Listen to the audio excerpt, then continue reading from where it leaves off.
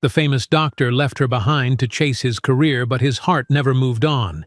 10 years later, the arrival of unexpected twins shattered everything he thought he knew. But before we dive into the full story, let me know where you're watching from and what time it is. Now, subscribe to the channel, and let's get started. Sarah Johnson meticulously arranged the silverware on the small dining table, her fingers trembling slightly as she adjusted the position of each fork and knife. The October rain pelted against the windows of her modest Commonwealth Avenue apartment, creating a rhythmic backdrop to her nervous movements. She lit the last of the vanilla-scented candles, their warm glow softening the edges of the dining room she and Christopher had furnished together over the past 2 years. At 29, Sarah had never imagined this moment would be so fraught with anxiety. She touched the pregnancy test hidden in the pocket of her dress, a tangible reminder of the news she planned to share tonight. Twins. The preliminary ultrasound that morning had confirmed it. Sarah glanced at her watch, 7:45 p.m. Christopher was already 45 minutes late, but that wasn't unusual. As an associate neurosurgeon at Massachusetts General Hospital, his schedule was unpredictable at best. She understood the demands of the medical profession better than most. Her own work as a dedicated nurse at the same hospital had taught her patience. The sound of keys in the lock made her heart jump. She smoothed her dress and took a deep breath. "Chris," she called, forcing brightness into her voice. "Dinner's ready." Christopher Mitchell appeared in the doorway, still wearing his rumpled surgical coat, dark circles prominent under his eyes. At 34, he had the intensity of a man driven by ambition, his sharp features and piercing blue eyes giving him an almost predatory look when he was focused. Tonight, he seemed distracted, barely glancing at the carefully arranged table. "Sorry I'm late," he said, heading straight for the cabinet where they kept the liquor. He poured himself a generous glass of whiskey, loosening his tie with his free hand. "Surgery ran over." "That's okay," Sarah replied, watching as he gulped down the amber liquid. "I kept everything warm. I thought we could celebrate tonight." Christopher finally turned toward her, his expression unreadable. "I have news too," he interrupted, refilling his glass. "Dr. Levinson from New York Presbyterian offered me a position. I'm accepting it." Sarah froze, the serving spoon suspended above the roast chicken she'd spent hours preparing. "New York? But our life is here. I thought we were planning to get married in September." "Plans change," he replied coldly, finally looking directly at her. His blue eyes, once so warm when they'd met at the hospital 3 years ago, now held a calculating distance. "This is a once-in-a-lifetime opportunity. Working with Levinson will put me on track to become one of the top neurosurgeons in the country." With trembling hands, Sarah placed the pregnancy test on the table between them. "I'm pregnant, Chris, with twins." The silence that followed was colder than a Boston winter. Christopher stared at the test as if it were an unexpected tumor on an MRI scan, an unwelcome complication in an otherwise straightforward procedure. "Did you know about this when you accepted the offer?" Sarah asked, her voice barely above a whisper.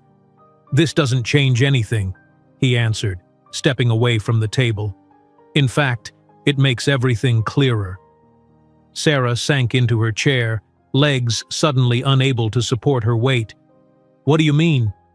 "I mean," Christopher said, swirling the whiskey in his glass with deliberate calm, "that I can't afford distractions right now. My career is at a crucial juncture." "Distractions?" Sarah repeated, the word hitting her like a physical blow. "Our children would be distractions?" Christopher sighed, setting down his glass with exaggerated patience. "Let's be realistic, Sarah. We can barely afford this apartment on your nurse's salary and my current position. Children, twins no less, would derail everything I've worked for." "We could make it work," Sarah insisted, her voice cracking. "Plenty of doctors have families." "Mediocre doctors, perhaps," Christopher replied, "not the ones who make history." Over the next 3 hours, the apartment they had transformed into a home became the scene of an emotional execution. Christopher remained surprisingly calm as he methodically explained why he couldn't waste his potential on family responsibilities. "Did you really think I would choose a mediocre life in Boston instead of becoming who I'm meant to be?" he asked, watching as Sarah twisted off her engagement ring and placed it on the table. He picked it up, casually dropping it into his pocket. "A family would be a burden to my career, and you would never be enough for the future I've planned." Sarah stared at him, tears streaming down her face. "How can you say that? We talked about having children, about building a life together." "Talk is easy," Christopher said, shrugging. "Making hard choices is what separates the extraordinary from the ordinary.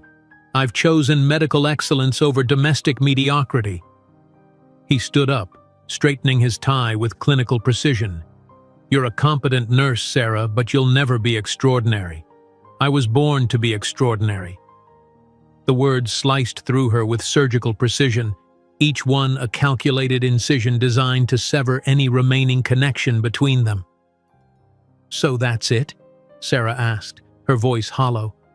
3 years together, and you can just walk away because I'm pregnant?" "I'm walking away because our paths have diverged," Christopher corrected her. "The pregnancy just confirmed what I already suspected. We want fundamentally different things." He began collecting his essential belongings with methodical efficiency: laptop, medical journals, the expensive watch his mentor had given him. "I'll arrange for the rest of my things to be picked up next week.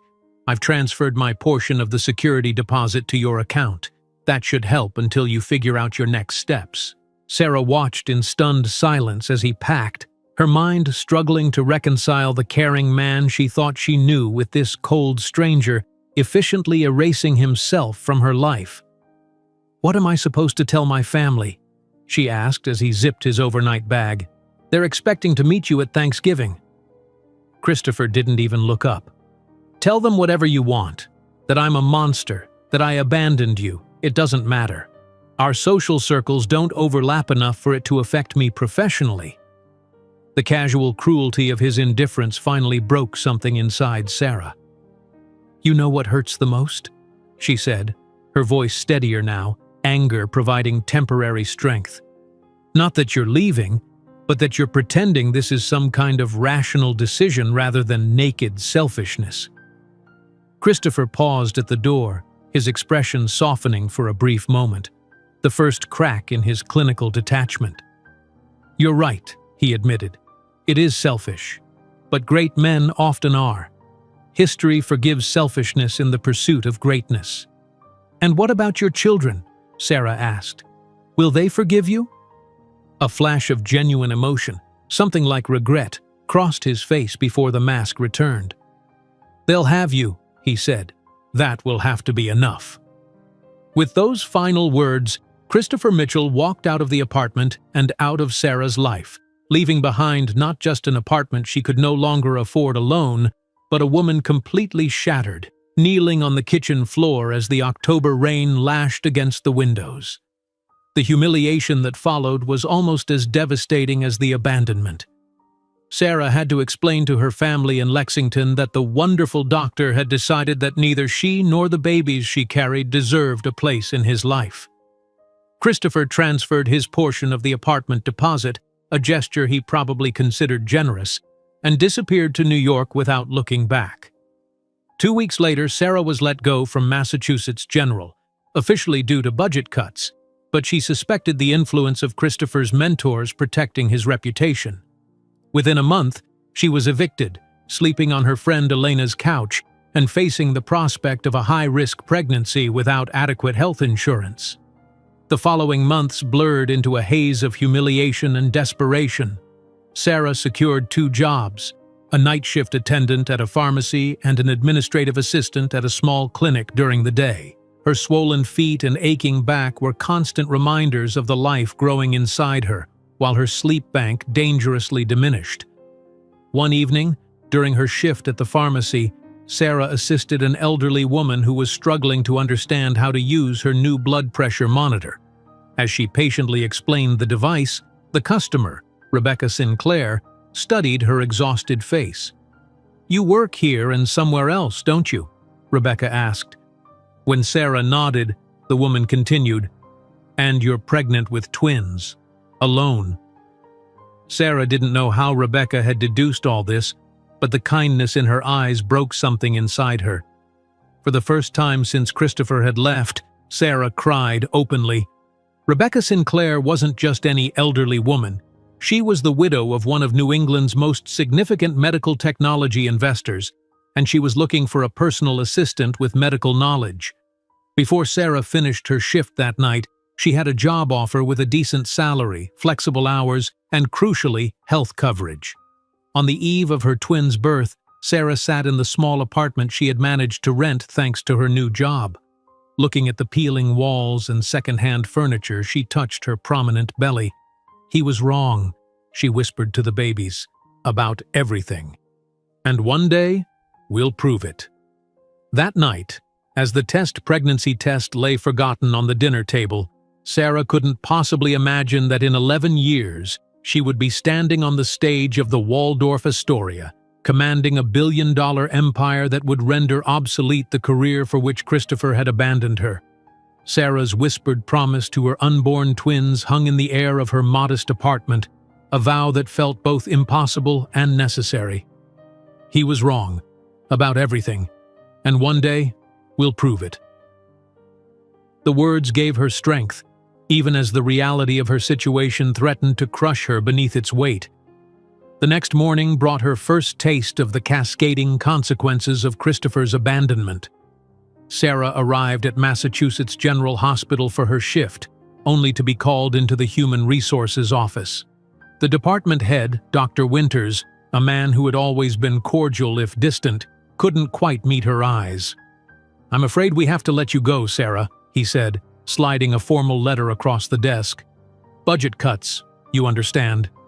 Sarah stared at the termination notice, the words blurring before her eyes. "Budget cuts? In the middle of the quarter? That's unusual." Dr. Winters adjusted his glasses nervously. "The decision comes from above. Your severance package is outlined on page 2. Sarah knew better. Christopher's mentor, Dr. Harrison, sat on the hospital's executive board. The timing was too convenient. "Is this because of Christopher?" she asked directly. Dr. Winters' uncomfortable shift in his chair was answer enough. "Your personal matters are not the hospital's concern, Miss Johnson, but transitions are easier when they're clean." She left the hospital with a small box containing her desk items, her badge deactivated before she'd even reached the parking lot. 6 years of dedicated service, erased in 15 minutes to protect Christopher Mitchell's pristine reputation. The eviction notice came 3 weeks later. Sarah sat on the floor of the apartment she could no longer afford, surrounded by half-packed boxes. The landlord had been surprisingly patient, but patience had its limits when rent checks stopped coming. "You can stay with me," her friend Elena offered that evening, helping Sarah sort through what to keep and what to sell. The sofa pulls out. It's not much, but it's something. Sarah looked around at the apartment she and Christopher had chosen together, where they'd planned a future that now seemed like a cruel joke. "I don't have anywhere else to go." Elena's apartment was a tiny one-bedroom in Somerville, the pull-out sofa squeezed between a bookshelf and a small television. Sarah tried to take up as little space as possible, carefully folding her blankets each morning, keeping her remaining possessions in 2 suitcases pushed against the wall. "I need to find a job," Sarah said one morning, 14 weeks pregnant and already showing with the twins. "My savings won't last another month and I can't keep imposing on you." "What about your health insurance?" Elena asked, eyeing Sarah's growing belly with concern. "A twin pregnancy is high risk, Sarah." "Cobra coverage is too expensive," Sarah admitted. "I'll have to apply for Medicaid." The rejection from her first job interview came as no surprise. The clinic manager had been enthusiastic about her qualifications over the phone, but his expression changed the moment she walked in, her pregnancy unmistakable. "Your qualifications are excellent," he said carefully, "but your current situation is complicated. We need someone who can commit to irregular hours." 6 more interviews ended the same way. No one would say it directly, but the message was clear. A pregnant woman, especially one carrying twins, was a liability. By her 20th week, desperation had set in. The classified ad for a night shift pharmacy attendant seemed like a lifeline. The manager, a harried woman named Patricia, barely glanced at Sarah's pregnancy when she interviewed. "Can you work from 10 p.m. to 6 a.m. 5 nights a week?" she asked. "Yes," Sarah answered immediately. "Can you stand for 8 hours?" Sarah thought of her already swollen ankles but nodded. "Yes." "Can you start tonight?" That same afternoon, Sarah interviewed for a day position as an administrative assistant at a small family practice. The office manager seemed hesitant but desperate enough to overlook her pregnancy. "It's only 20 hours a week," she warned. "The pay isn't great." "I'll take it," Sarah said, calculating that between both jobs, she might just make enough to afford a studio apartment somewhere far from the city center. The reality of working 16 hours a day while carrying twins proved brutally taxing. Sarah's feet swelled so badly that by the end of her pharmacy shift, she had to unlace her shoes completely. Her back ached constantly, and the 4 hours of sleep she managed between jobs were fitful at best.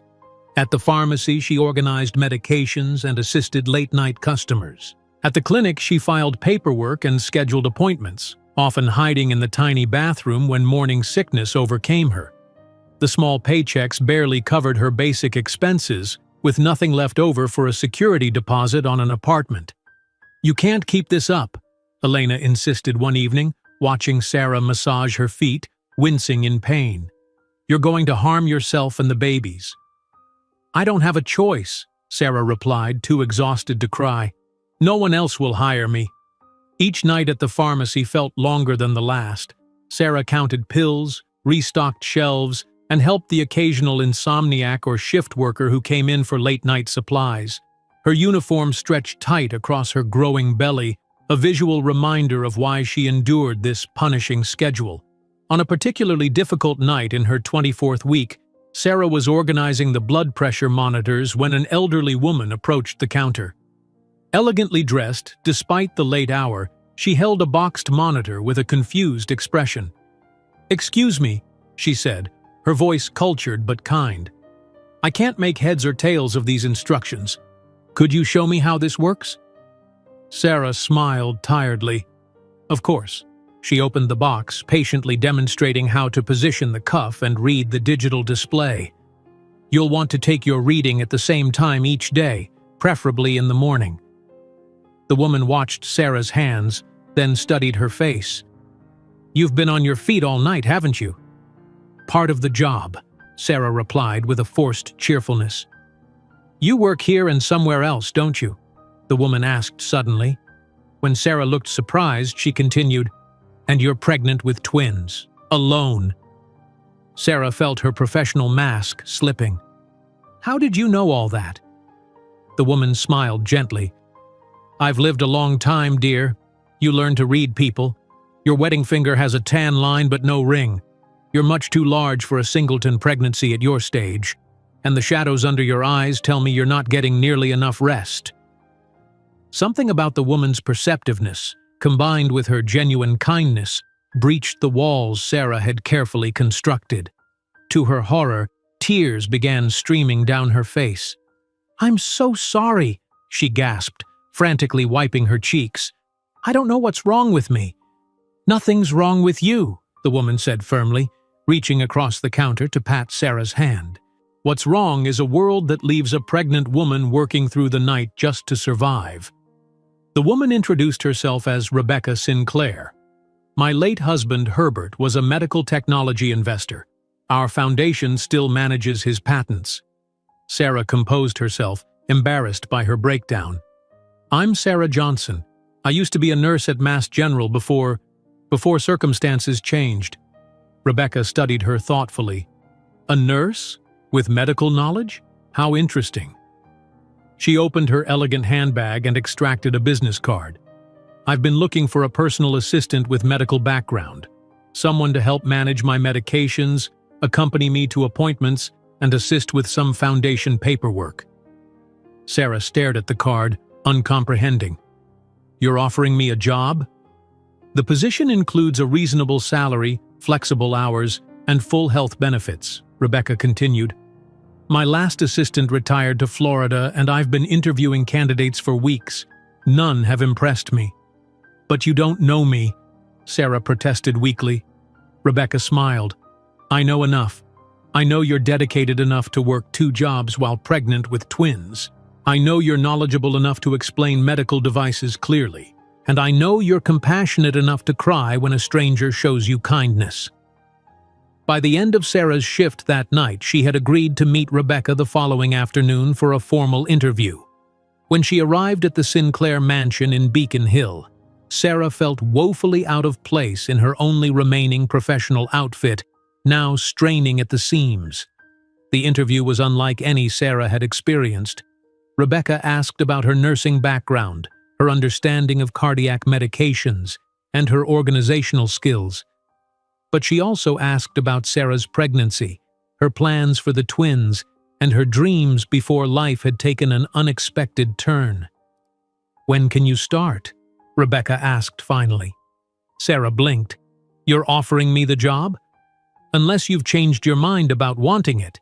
No, yes, I want it. I can start immediately. The transformation in Sarah's circumstances was swift and profound. Rebecca's salary allowed her to rent a small but clean 1-bedroom apartment in Dorchester. The health insurance covered her remaining prenatal care and delivery. Most importantly, the flexible schedule meant Sarah could finally get adequate rest. The months that followed allowed Sarah to prepare properly for the twins' arrival. She assembled a second-hand crib, collected donated baby clothes, and transformed her tiny apartment into a home. It wasn't luxurious, but it was safe and stable, something she had feared might be impossible just weeks earlier. On the eve of her delivery date, Sarah sat in her apartment, surrounded by the modest preparations for her children. The walls needed paint, the furniture was mismatched and worn, but it was hers. She ran her hands over her enormous belly, feeling the twins' movements beneath her palms. Checking her bank account on her phone, she noted the balance, $217 after paying rent. It wasn't much, but it was something, a foundation to build upon, a starting point for the new life she would create for herself and her children.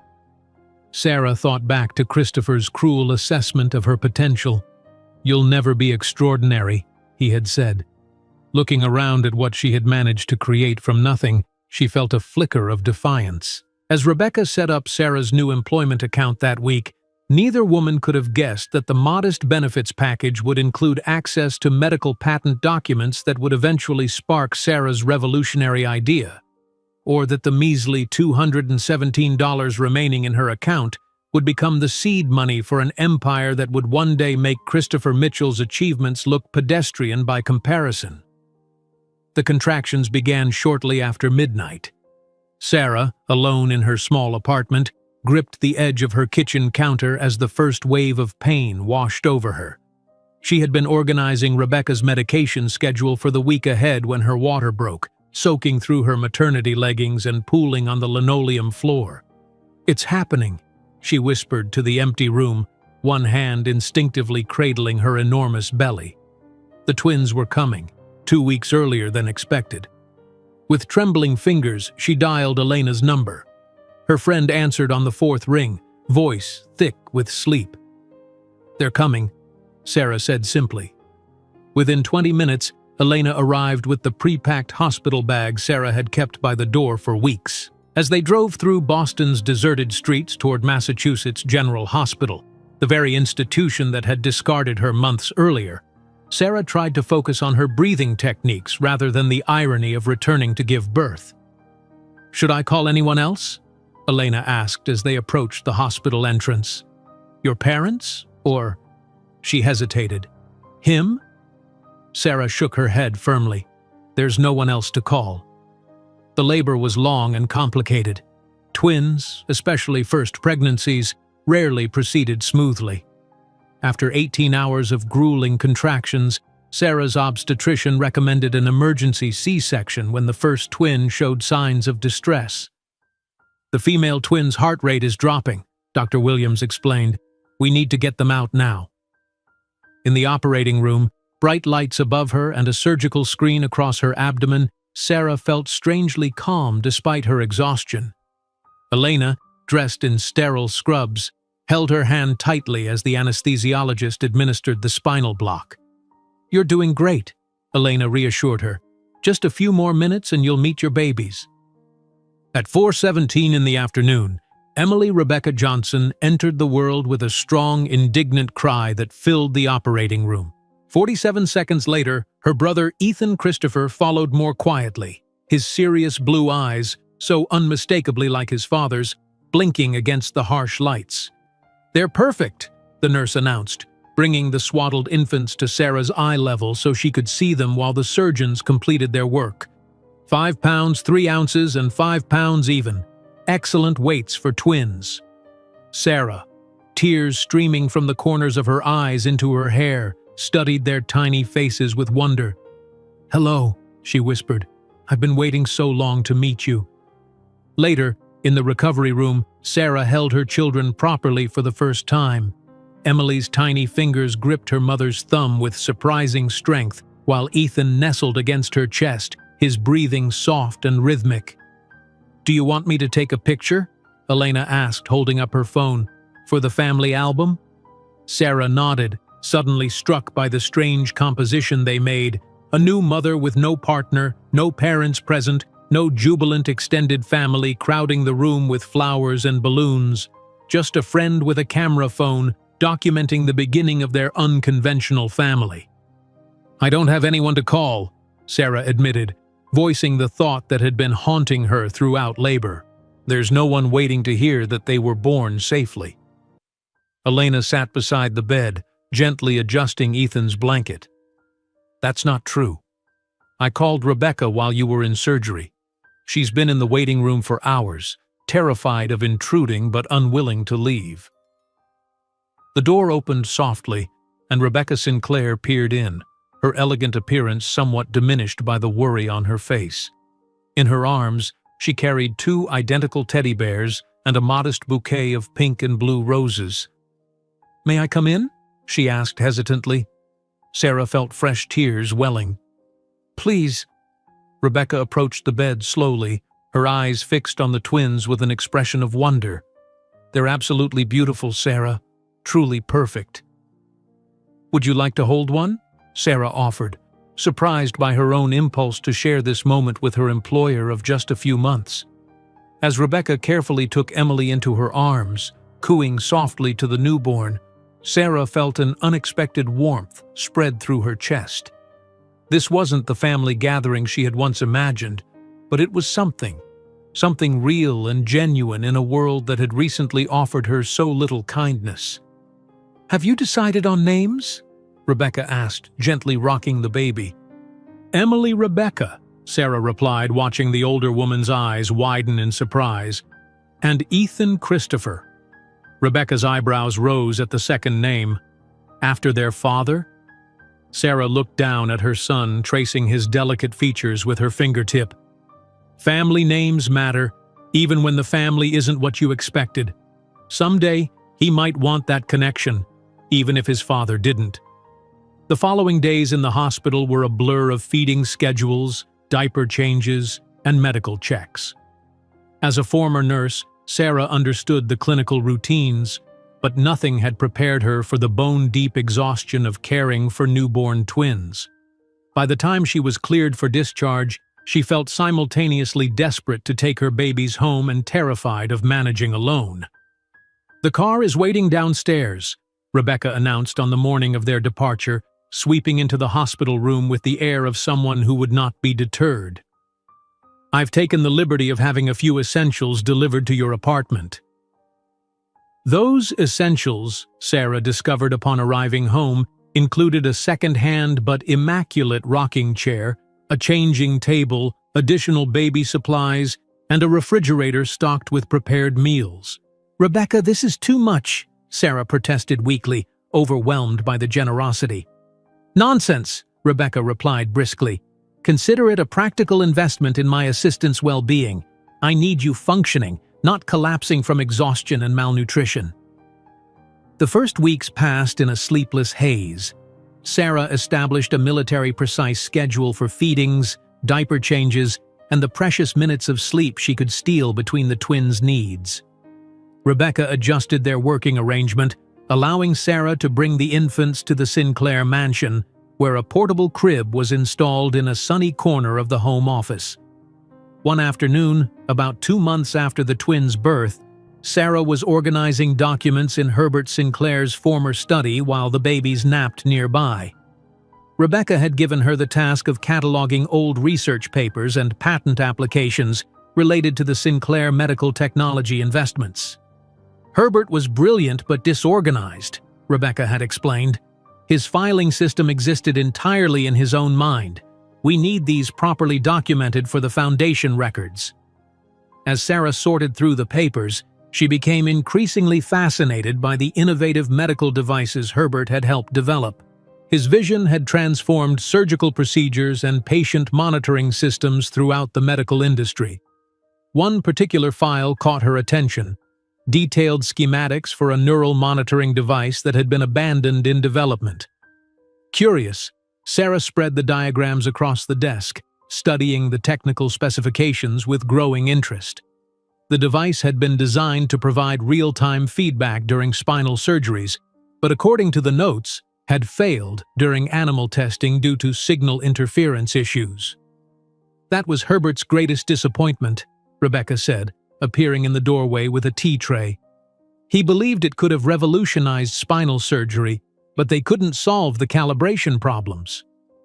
Sarah looked up, slightly embarrassed to be caught so engrossed in the documents. The concept is fascinating. I'm surprised they abandoned it entirely.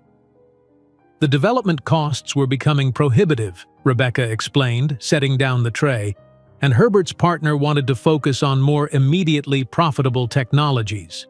It's just, Sarah hesitated, then pointed to a section of the schematic.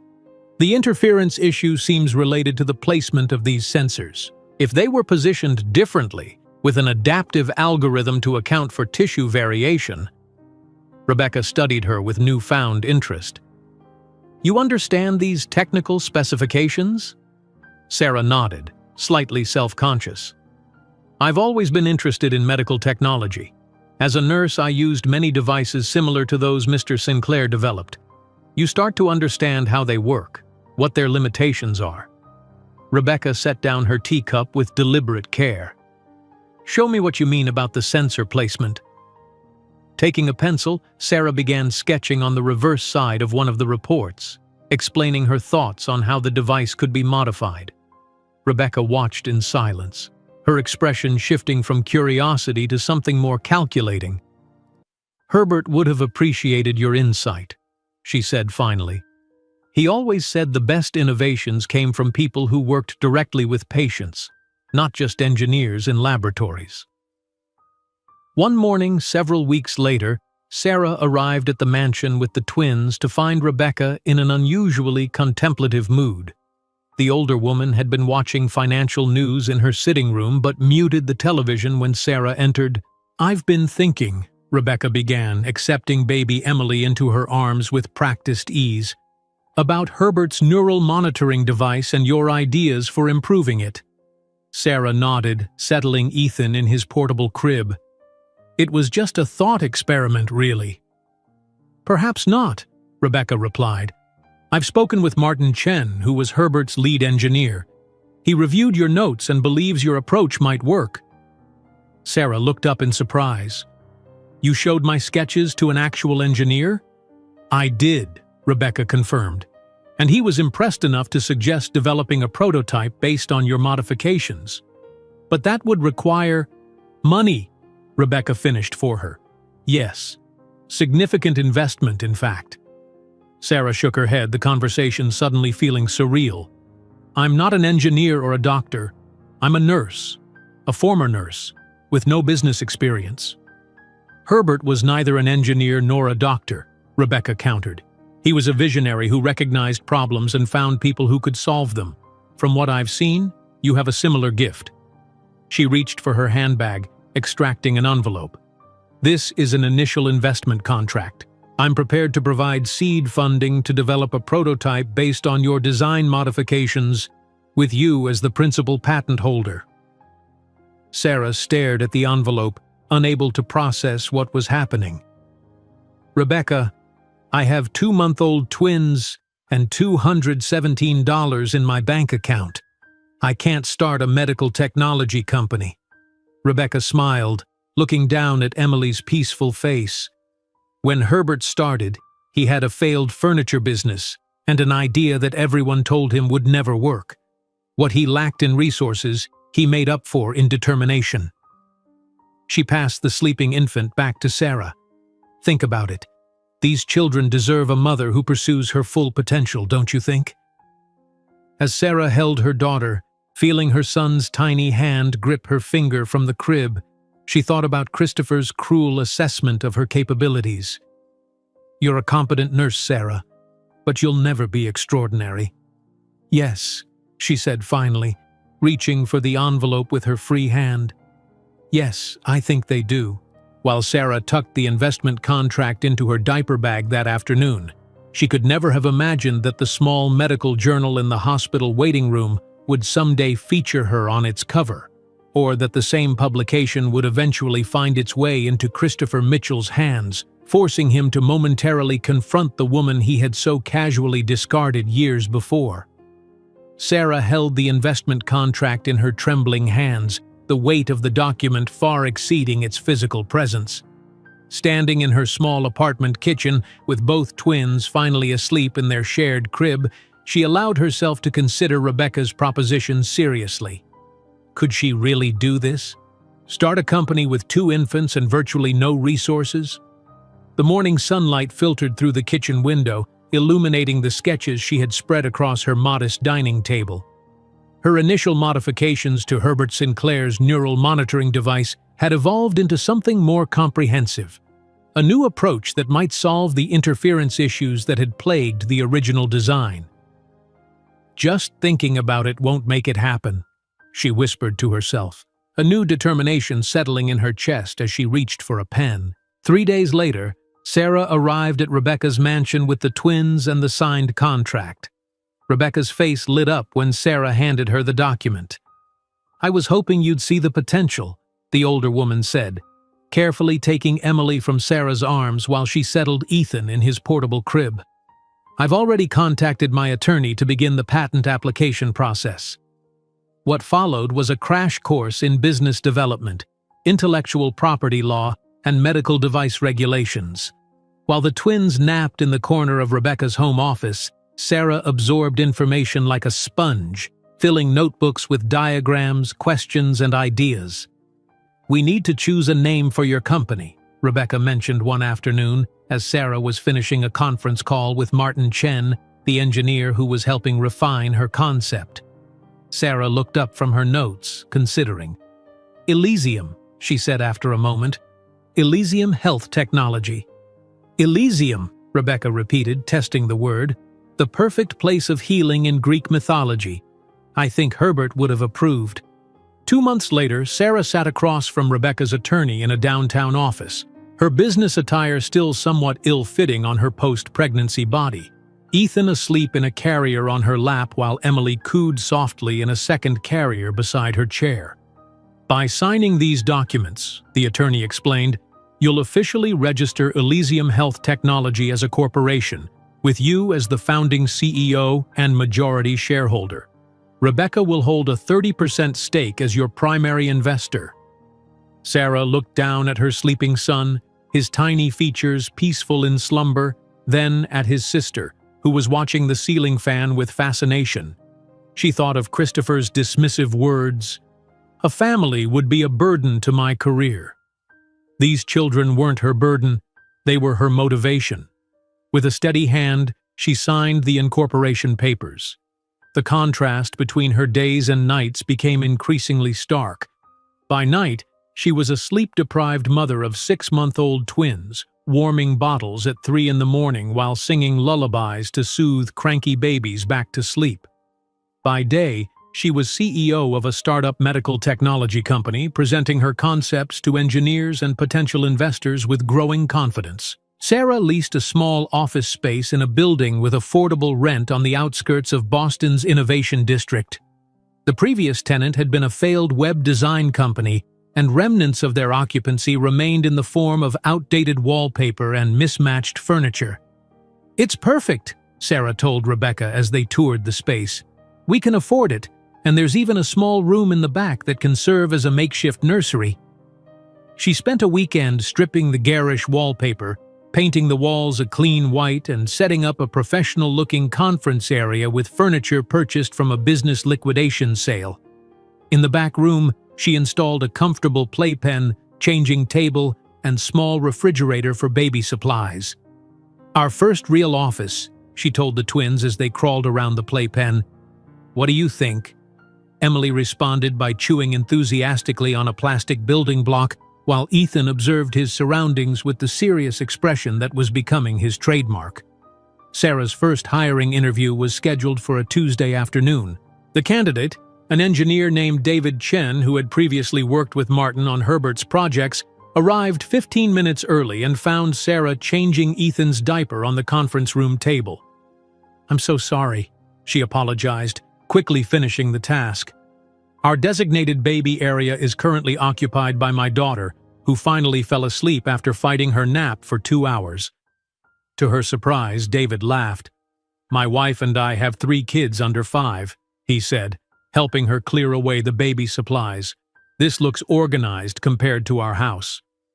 By the end of the interview, Sarah had hired her first employee, a talented engineer who understood both her vision for the neural monitoring device and the realities of building a company while raising children. "I can work flexible hours," David offered, "and I don't mind if the kids are around. Actually, I think it's pretty amazing what you're doing." Within 3 months, Sarah had assembled a small team. David as lead engineer, a recent biomedical engineering graduate named Priya as his assistant, and a part-time administrative coordinator who helped manage the growing paperwork demands of medical device development. The first functional prototype of their neural monitoring system was assembled on a rainy Thursday afternoon. Sarah had spent the morning feeding the twins breakfast, dropping them with a neighbor who watched them 2 days a week, and rushing to a supplier who had finally delivered a critical component. "Let's test it," David said, connecting the delicate sensors to the simulation equipment they had constructed. The entire team gathered around, holding their breath as he initiated the program. On the monitor, clear neural signals appeared, strong, stable, and free from the interference that had plagued Herbert's original design. "It works," Priya whispered, then louder, "It works!" The small office erupted in cheers. Sarah stared at the steady signals on the screen, tears welling in her eyes. This wasn't just a functional prototype, it was proof that her idea had merit, that her understanding of the problem had been correct. That evening, after picking up the twins and putting them to bed, Sarah called Rebecca with the news. "We have a working prototype," she said, her voice trembling with excitement. "The signal quality is better than we anticipated." "I never doubted you," Rebecca replied. Herbert would be proud to see his concept finally realized. The following weeks brought a flurry of activity, refining the prototype, preparing documentation for FDA submission, and drafting the final patent application. Sarah often worked late into the night after the twins were asleep, her kitchen table covered with technical specifications and regulatory forms. One particularly exhausting evening, she fell asleep on the office sofa, Emily and Ethan cuddled against her. She awoke to find David draping a blanket over them, having returned early to continue work on the prototype. "Sorry," she mumbled, embarrassed. "I must have dozed off." "You're running a company and raising twins," he replied kindly. "I'm pretty sure that qualifies you for superhero status." 3 days later, a registered mail envelope arrived containing the official confirmation of her patent approval. Sarah opened it with trembling fingers, scanning the formal language until she found what she was looking for. "Patent granted to Sarah Johnson, principal inventor." She called the entire team together, ordering pizza for an impromptu celebration on the office floor. As they toasted with paper cups filled with sparkling cider, The twins were passed from lap to lap, cooing happily at all the attention. To Elysium's first patent, David proposed, raising his cup, and to our fearless leader, who somehow manages to change diapers and change the future of neurosurgical monitoring simultaneously. After everyone had left, Sarah remained in the quiet office, the twins now sleeping peacefully in their playpen. She carefully cut out the small article that had appeared in a local business journal that morning. Boston startup receives patent for neural monitoring innovation. It was just a few paragraphs on page 12, easily overlooked by most readers. She pinned it to the office bulletin board anyway, a small acknowledgement of their first public recognition. It wasn't much, but it was a beginning. As she gathered the sleeping twins to head home, Sarah's phone rang. It was Rebecca. "I've just heard from Martin," Rebecca said without preamble.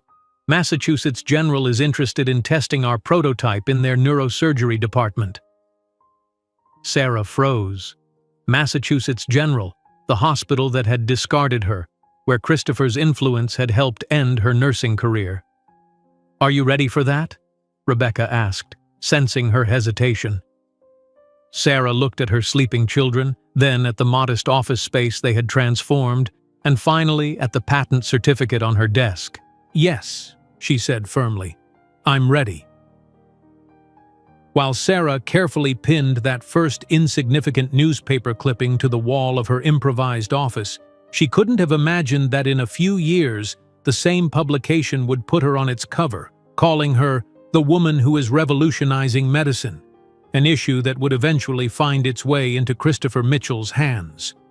3 years had transformed Sarah Johnson from a desperate single mother with a bold idea into the CEO of a respected medical technology company. The Boston Technology Journal's business section now regularly featured updates on Elysium Health Technology's latest innovations, a far cry from that first tiny article she had pinned to her office wall with such pride. Sarah straightened her navy blue blazer, purchased from a mid-range department store rather than a second-hand shop, a small luxury she now allowed herself, as she prepared to take the stage at the New England Medical Innovation Conference. Her presentation on Elysium's neural monitoring system had drawn a standing-room-only crowd of physicians, researchers, and industry representatives. "Our device has demonstrated a 93% reduction in neural signal interference during spinal procedures," Sarah explained, advancing through her meticulously prepared slides. The confidence in her voice betrayed no hint of the anxious nurse who had once hesitated to speak up during hospital staff meetings. "This translates to significantly improved surgical outcomes and reduced operating times." From the stage, she could see Martin Chen nodding approvingly in the third row. Rebecca, despite her increasing frailty, sat in the front row, her pride evident in her unwavering attention. The questions that followed Sarah's presentation were technically challenging, but she fielded them with the expertise of someone who had spent 3 years immersed in every aspect of her technology. 4 hours later, Sarah sat cross-legged on the living room floor of her modest but comfortable new apartment, still wearing the bottom half of her business suit but with the jacket discarded and her blouse partially unbuttoned. Emily, now 4 years old with a riot of dark curls, was showing her a drawing she had made at preschool. "Look, Mommy, it's you making people better with your inventions," Emily explained, pointing to a stick figure with an oversized smile holding what appeared to be a tangle of colorful wires. "That's beautiful, sweetheart," Sarah replied, genuinely touched by her daughter's perception of her work. Ethan, meanwhile, was quietly studying the actual technical diagram that had fallen from Sarah's briefcase, his small brow furrowed in concentration. "This part is wrong," he said suddenly, pointing to a section of the neural pathway illustration. Sarah turned to him, about to offer a gentle correction, when she realized with a start that her 4-year-old son was right. The connection pathway in the diagram had been mislabeled, a subtle error that even experienced engineers on her team had missed during review. "How did you notice that, Ethan?" she asked carefully, moving closer to examine the diagram with him. He shrugged, as if the answer were obvious. "The colors are backward. The sending parts should be blue, and the listening parts should be green. Sarah stared at her son in amazement. The color coding system they used was indeed meant to distinguish afferent from efferent neural pathways, a convention that Ethan couldn't possibly have learned in preschool. Somehow, he had intuited the logical structure of the system simply by studying the diagram. The twins were demonstrating increasingly remarkable abilities, particularly in areas related to Sarah's work. Their preschool teachers had already suggested advanced testing, noting that both children were far beyond their peers in cognitive development. It was becoming clear that they had inherited not just Christopher's striking blue eyes, but his intellectual capacity as well, paired with a curiosity and emotional intelligence that was entirely their own. The following morning, Sarah was reviewing quarterly projections in Elysium's now expanded offices when her administrative director, Joanne, interrupted with an urgent expression. "The Mitchell Group is online too," she said, handing Sarah a note. "They're interested in acquiring our neural monitoring technology. Their CEO would like to speak with you directly." Sarah felt a momentary tightness in her chest at the name. While she knew this wasn't Christopher's company, the similarity was jarring. The Mitchell Group was one of the largest medical technology conglomerates in the country, known for absorbing promising startups. Taking a steadying breath, she picked up the phone.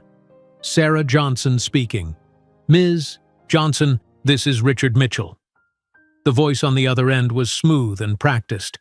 "I've been following Elysium's progress with great interest.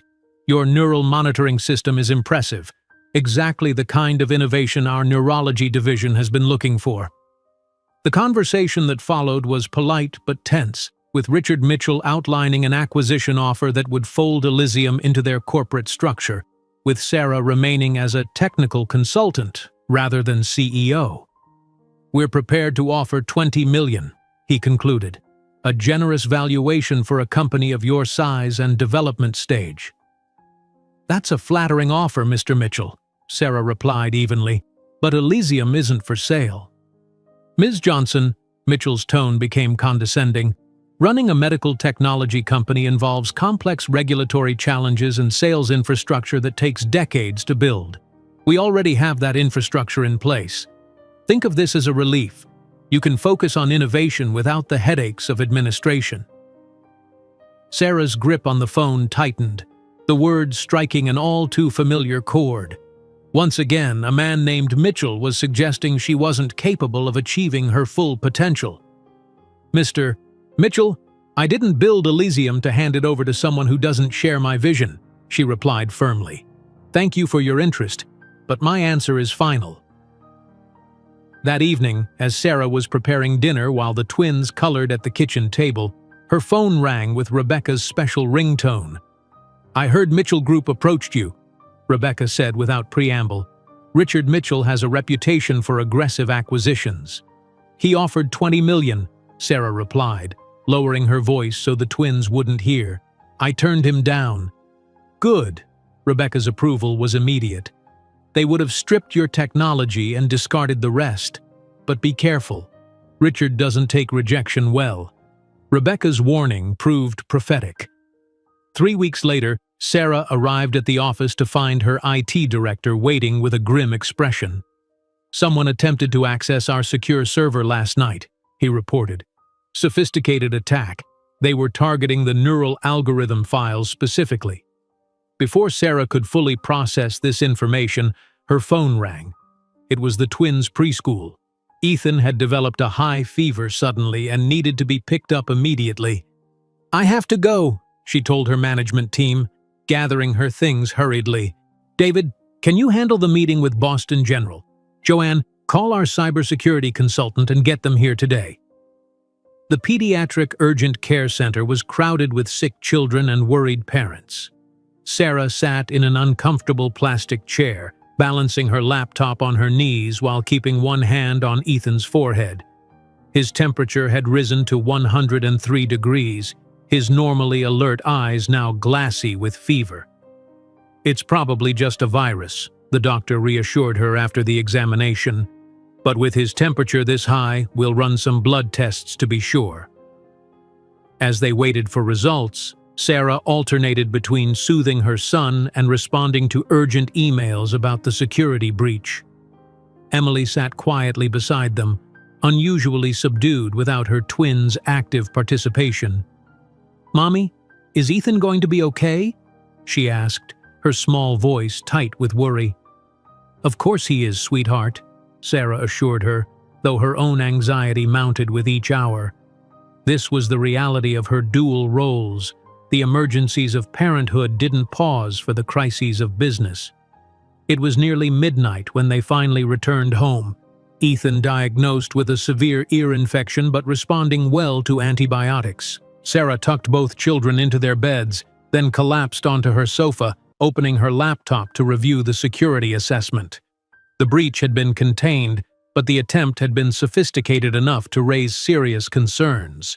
The report suggested industrial espionage, someone very specifically targeting Elysium's proprietary algorithms. The following week brought a new challenge in the form of a business journal profile. "The Unlikely Innovator," the headline proclaimed, featuring a photograph of Sarah in her office. The article detailed her journey from nurse to CEO, positioning her success as an anomaly rather than the result of skill and determination. While Johnson lacks the traditional engineering background of most medical technology founders, her nursing experience provides an unusual perspective, the article stated, the condescension barely veiled beneath the surface. Rebecca, now using a cane due to increasing arthritis, visited the office after the article was published. She found Sarah at her desk, surrounded by regulatory submissions and financial projections. "Don't let it bother you," Rebecca advised, settling carefully into a chair. "Herbert always said that real innovation comes from unexpected places. The establishment is always skeptical of outsiders." "It's not just the article," Sarah admitted. "It's everything. The acquisition attempt, the security breach, Ethan getting sick. Sometimes I wonder if I'm trying to do too much." Rebecca studied her thoughtfully. "Herbert used to say that doubt is the tax you pay on the path to doing something significant. The question isn't whether you can do everything perfectly, it's whether what you're building is worth the struggle." Later that month, Sarah stood in an operating room at Massachusetts Memorial Hospital, watching as a renowned neurosurgeon tested Elysium's monitoring system during a complex spinal procedure. The surgeon had been openly skeptical during the pre-operation briefing, his tone dismissive as he questioned Sarah's understanding of surgical requirements. Now, 2 hours into the successful procedure, his attitude had shifted noticeably. "The signal clarity is impressive," he admitted, studying the neural readings.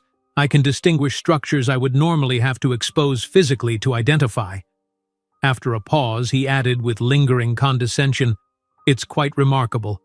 Who would have thought a nurse would develop something this sophisticated?" "Former nurse," Sarah corrected him politely, her smile professional despite the backhanded compliment, "and current CEO." In the weeks that followed, Sarah successfully navigated multiple challenges, securing additional funding despite investor skepticism, addressing FDA questions about their technology, and managing the twins' transition to a specialized preschool program for advanced learners.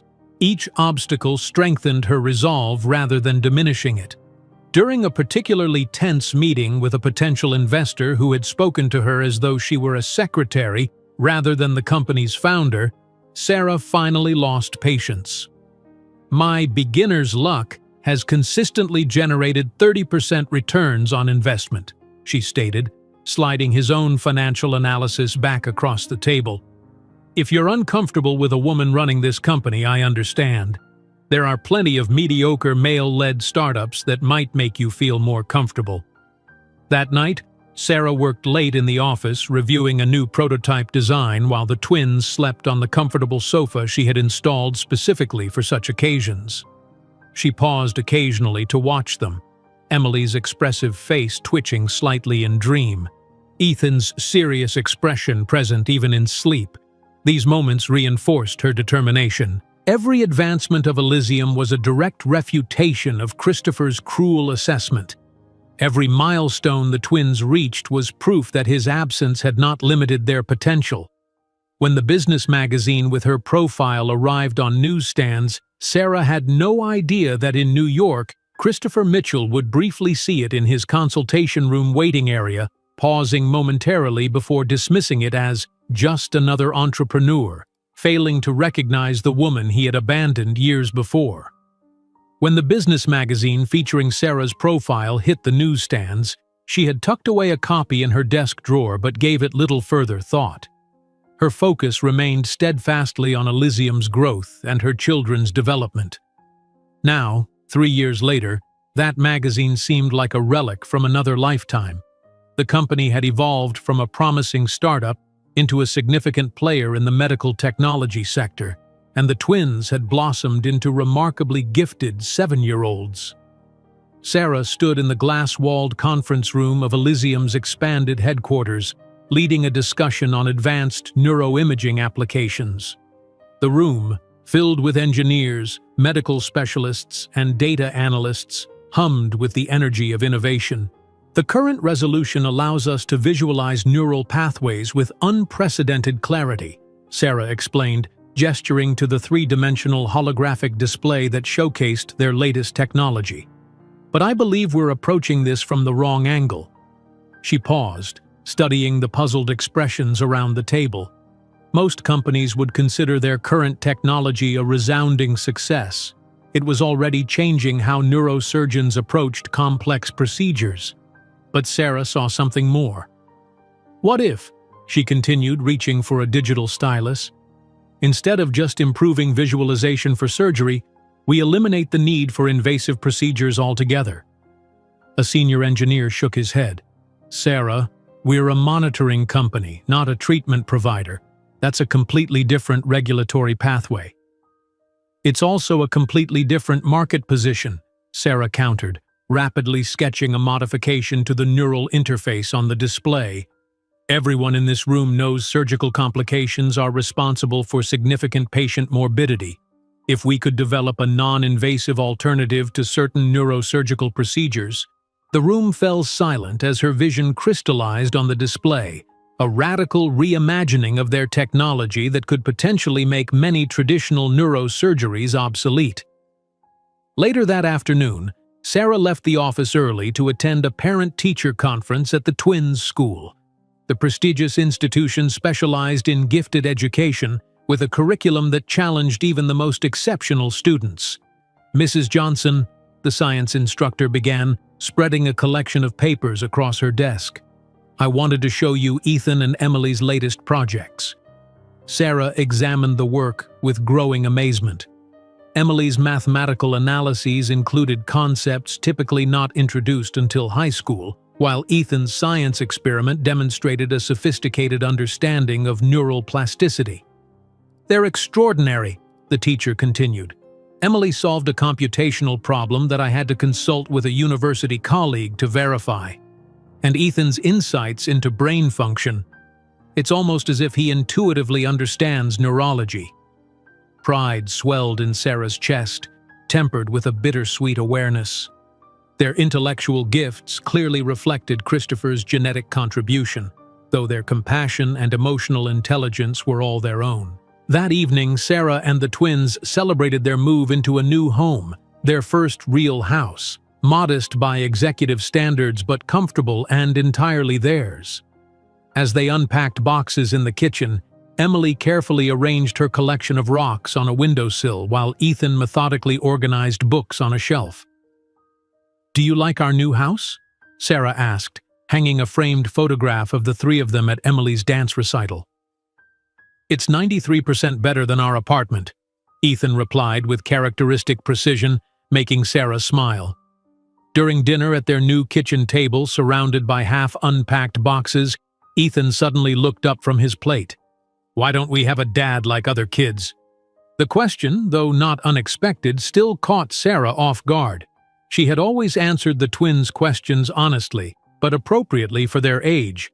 At 7, they were increasingly aware of their family's difference from others. "Your father and I were engaged to be married," Sarah began carefully, setting down her fork. "But when I told him I was pregnant with you both, he decided that he wanted to focus on his career instead of having a family." Emily's perceptive eyes narrowed. He didn't want us because we were a burden for his career? Sarah nearly choked on her water, shocked to hear her daughter echo Christopher's exact words. Where did you hear that expression? Emily shrugged. I read it in a book, that sometimes people see children as burdens that hold them back from important things. Sarah reached across the table, taking each child's hand in hers. Your father made a choice, one that I believe was wrong. He chose career advancement over family. But his choice doesn't define your worth. It says nothing about you and everything about him. Do you ever see him? Ethan asked. No, Sarah answered honestly. He moved to New York and became a neurosurgeon. We haven't had any contact since before you were born. Is he a good doctor? Ethan persisted. From what I understand, yes. He's considered very skilled. The twins exchanged one of their inscrutable looks that suggested they were communicating on a level Sarah couldn't access. Then, with the resilience of childhood, they returned to their dinner, seemingly satisfied with the explanation for now. 2 months later, in Elysium's research laboratory, Sarah stood alongside her development team as they tested the first prototype of their revolutionary non-invasive neural intervention system. The device, which built upon their successful monitoring technology, was designed to deliver precisely targeted treatment to neural tissue without surgical incision. Initialize the simulation, Sarah instructed, her eyes fixed on the monitor displaying a virtual model of human neural tissue. The room fell silent as David activated the system. For several tense seconds, nothing seemed to happen. Then, error messages flashed across the screen, the simulation crashing completely. Damn it, David muttered, quickly analyzing the data. The signal degraded at the transition point. The algorithm can't maintain coherence through the tissue barrier. Sarah's team exchanged discouraged glances. They had been working on this prototype for months, and this was their third major failure. Let's call it for today, Sarah decided, noting the fatigue in her team's faces. Review the data, and we'll regroup tomorrow morning. After everyone had left, Sarah remained in the lab, poring over technical specifications and research papers spread across a large workstation. The twins were having a sleepover at a friend's house, giving her a rare opportunity to work uninterrupted through the night. As the clock on the wall ticked past 3 in the morning, Sarah rubbed her tired eyes, reaching for her 6th cup of coffee. She had been systematically reviewing every assumption in their approach, looking for the flaw in their logic. Her gaze fell on an obscure neurology journal article she had pulled from the archives, a study on neural signal propagation that had been largely overlooked by the scientific community. The researcher had proposed an unconventional theory about how neural signals navigated tissue boundaries. Sarah sat up straight, suddenly alert. That's it, she whispered, quickly pulling up their algorithm specifications. Their approach assumed a linear signal degradation across tissue types, but if this researcher was correct, the relationship was actually logarithmic under certain conditions. She began frantically recoding the algorithm, fingers flying across the keyboard as the solution crystallized in her mind. When dawn broke, Sarah had completed a comprehensive revision of their approach, her eyes burning from exhaustion, but her mind electrified with certainty. 3 days later, Rebecca visited the laboratory to witness the testing of the revised prototype. Now 84, she moved slowly with the aid of a walker, but her mind remained sharp as ever. Are you certain you want to be here for this? Sarah asked, concerned about the stress of potentially another failure.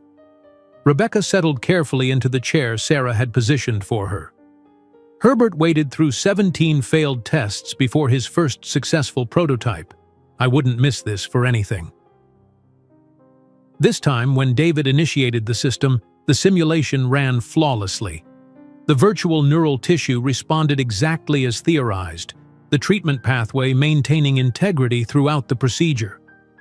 It's working, Priya whispered, then louder. It's working. Rebecca's eyes filled with tears as she reached for Sarah's hand. Herbert would be so proud, not just of the technology, but of the vision behind it. Within weeks, the team had progressed to testing on actual neural tissue samples. A prominent neurologist visiting from Johns Hopkins observed a demonstration, his skepticism visibly melting into astonishment. "This is revolutionary," he admitted, studying the results. "If this performs in clinical trials as it does here, it would render half of my surgical procedures unnecessary." Sarah's breakthrough device accelerated Elysium's growth exponentially. Investor interest surged, and the company's valuation reached heights that would have seemed impossible 3 years earlier. With this success came personal milestones as well. Sarah could finally afford small luxuries that had once seemed unattainable. On a rare free afternoon, Sarah visited an upscale boutique, allowing herself to be fitted for high-end professional attire for the first time. As the stylist pinned a beautifully tailored blazer, Sarah caught her reflection in the mirror, barely recognizing the confident, polished woman who looked back at her. "The Armani suits you perfectly," the stylist commented. "The cut emphasizes your natural authority."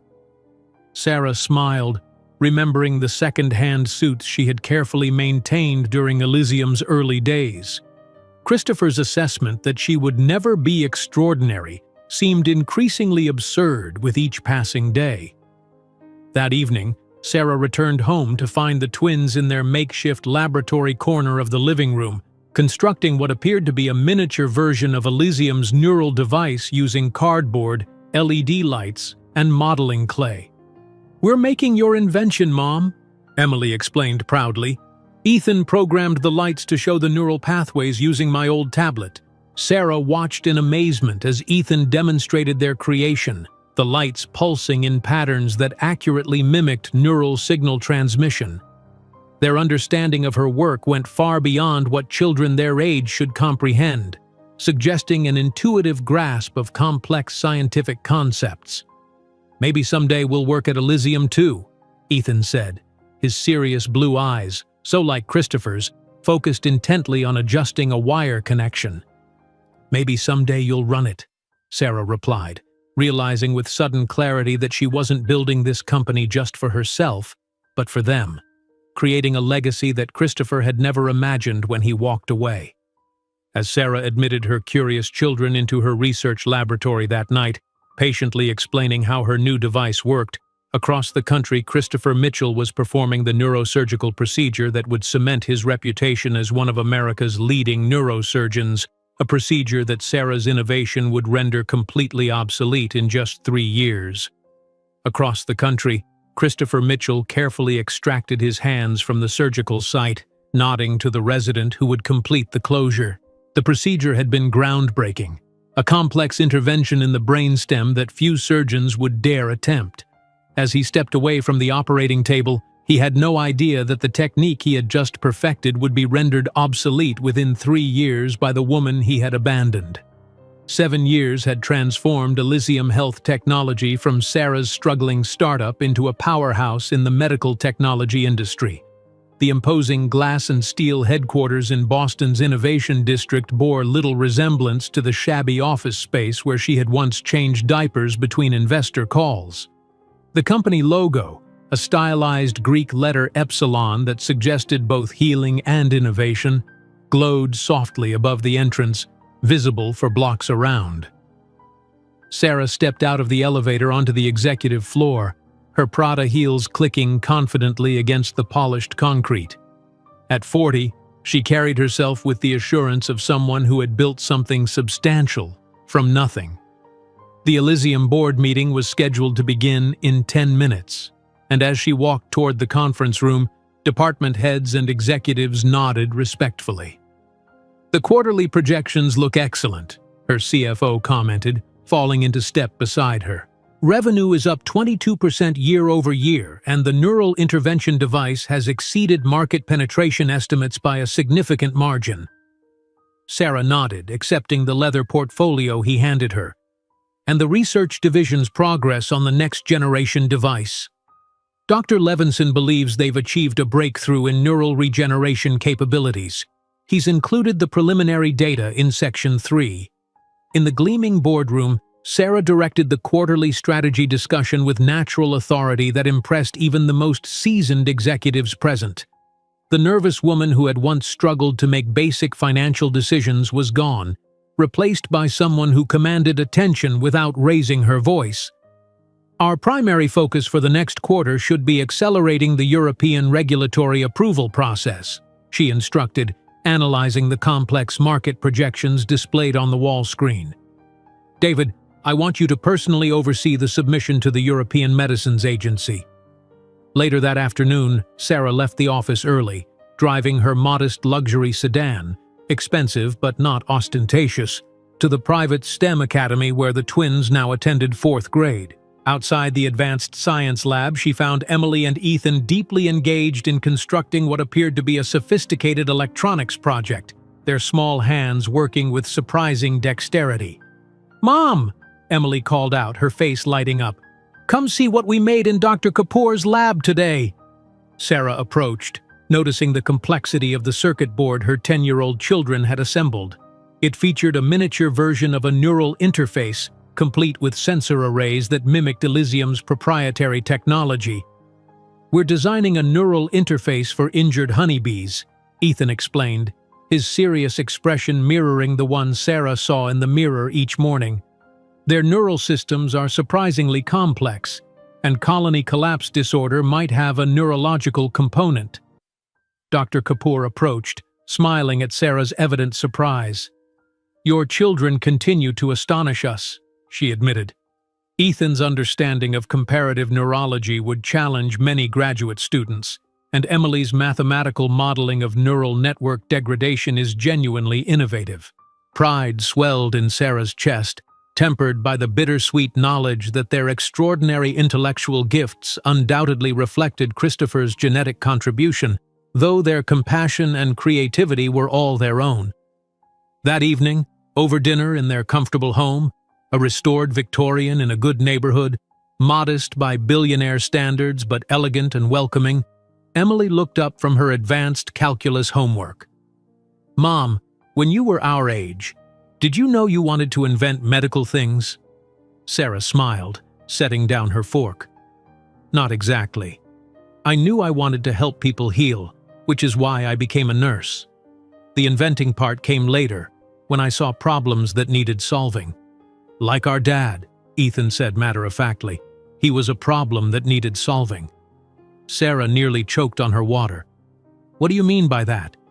"We searched him online," Emily admitted, exchanging a glance with her brother. "Dr. Christopher Mitchell, neurosurgeon at New York Metropolitan Hospital. He has lots of papers published about brain surgery techniques. His surgery methods are being replaced by your devices," Ethan added with a hint of pride. "Your non-invasive neural intervention technology makes his specialized surgical techniques unnecessary in 74% of cases." Sarah set her glass down carefully, studying her children's expressions. They weren't upset. If anything, they seemed pleased by the irony. "You aren't angry that we looked him up, are you?" Emily asked, suddenly concerned. "No," Sarah replied honestly. "You have every right to know about him. I've never wanted to keep that information from you." "We don't need him," Ethan stated with the absolute certainty only a 10-year-old could muster. "Rebecca was more like a grandmother to us anyway." At the mention of Rebecca, Sarah felt a familiar ache. Rebecca Sinclair had passed away peacefully in her sleep 3 months earlier, just after her 87th birthday. The loss had hit all of them hard. She had been a constant presence in their lives, a surrogate grandmother who had believed in Sarah when no one else would. The following morning brought the formal reading of Rebecca's will. Sarah sat in the wood-paneled office of Rebecca's longtime attorney, the twins beside her in somber dark clothing. Various business associates and distant relatives filled the remaining chairs, many eyeing Sarah with barely concealed suspicion, the nurse who had somehow earned the elderly widow's trust.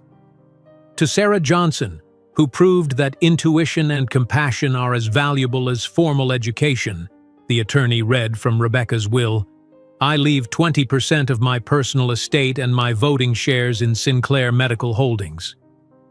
Murmurs rippled through the assembled group as the significance became clear. Rebecca had effectively given Sarah control of the substantial Sinclair family investments in medical technology. Additionally, the attorney continued, I leave my collection of first-edition medical texts to Ethan Johnson, whose curiosity reminds me so much of Herbert, and my mathematics library to Emily Johnson, whose brilliant mind will someday change how we understand the world. In the car afterward, Emily leaned against Sarah's shoulder. Rebecca was like a grandmother to us, wasn't she? Sarah blinked back tears, nodding. Yes, she was. She loved you both very much. She believed in you when our father didn't, Ethan observed from the back seat, his insight piercing as always. Back at Elysium headquarters the following week, Sarah reviewed an extensive report compiled by her market research team. The document detailed potential acquisition targets, hospitals and medical facilities that would allow Elysium to control not just the development of medical technology but its implementation. East Coast medical centers with strong neurology departments, Sarah murmured, flipping through the glossy pages. Her attention caught on a particular section highlighting premier neurosurgical facilities. Her assistant Joanne interrupted with a stack of correspondence.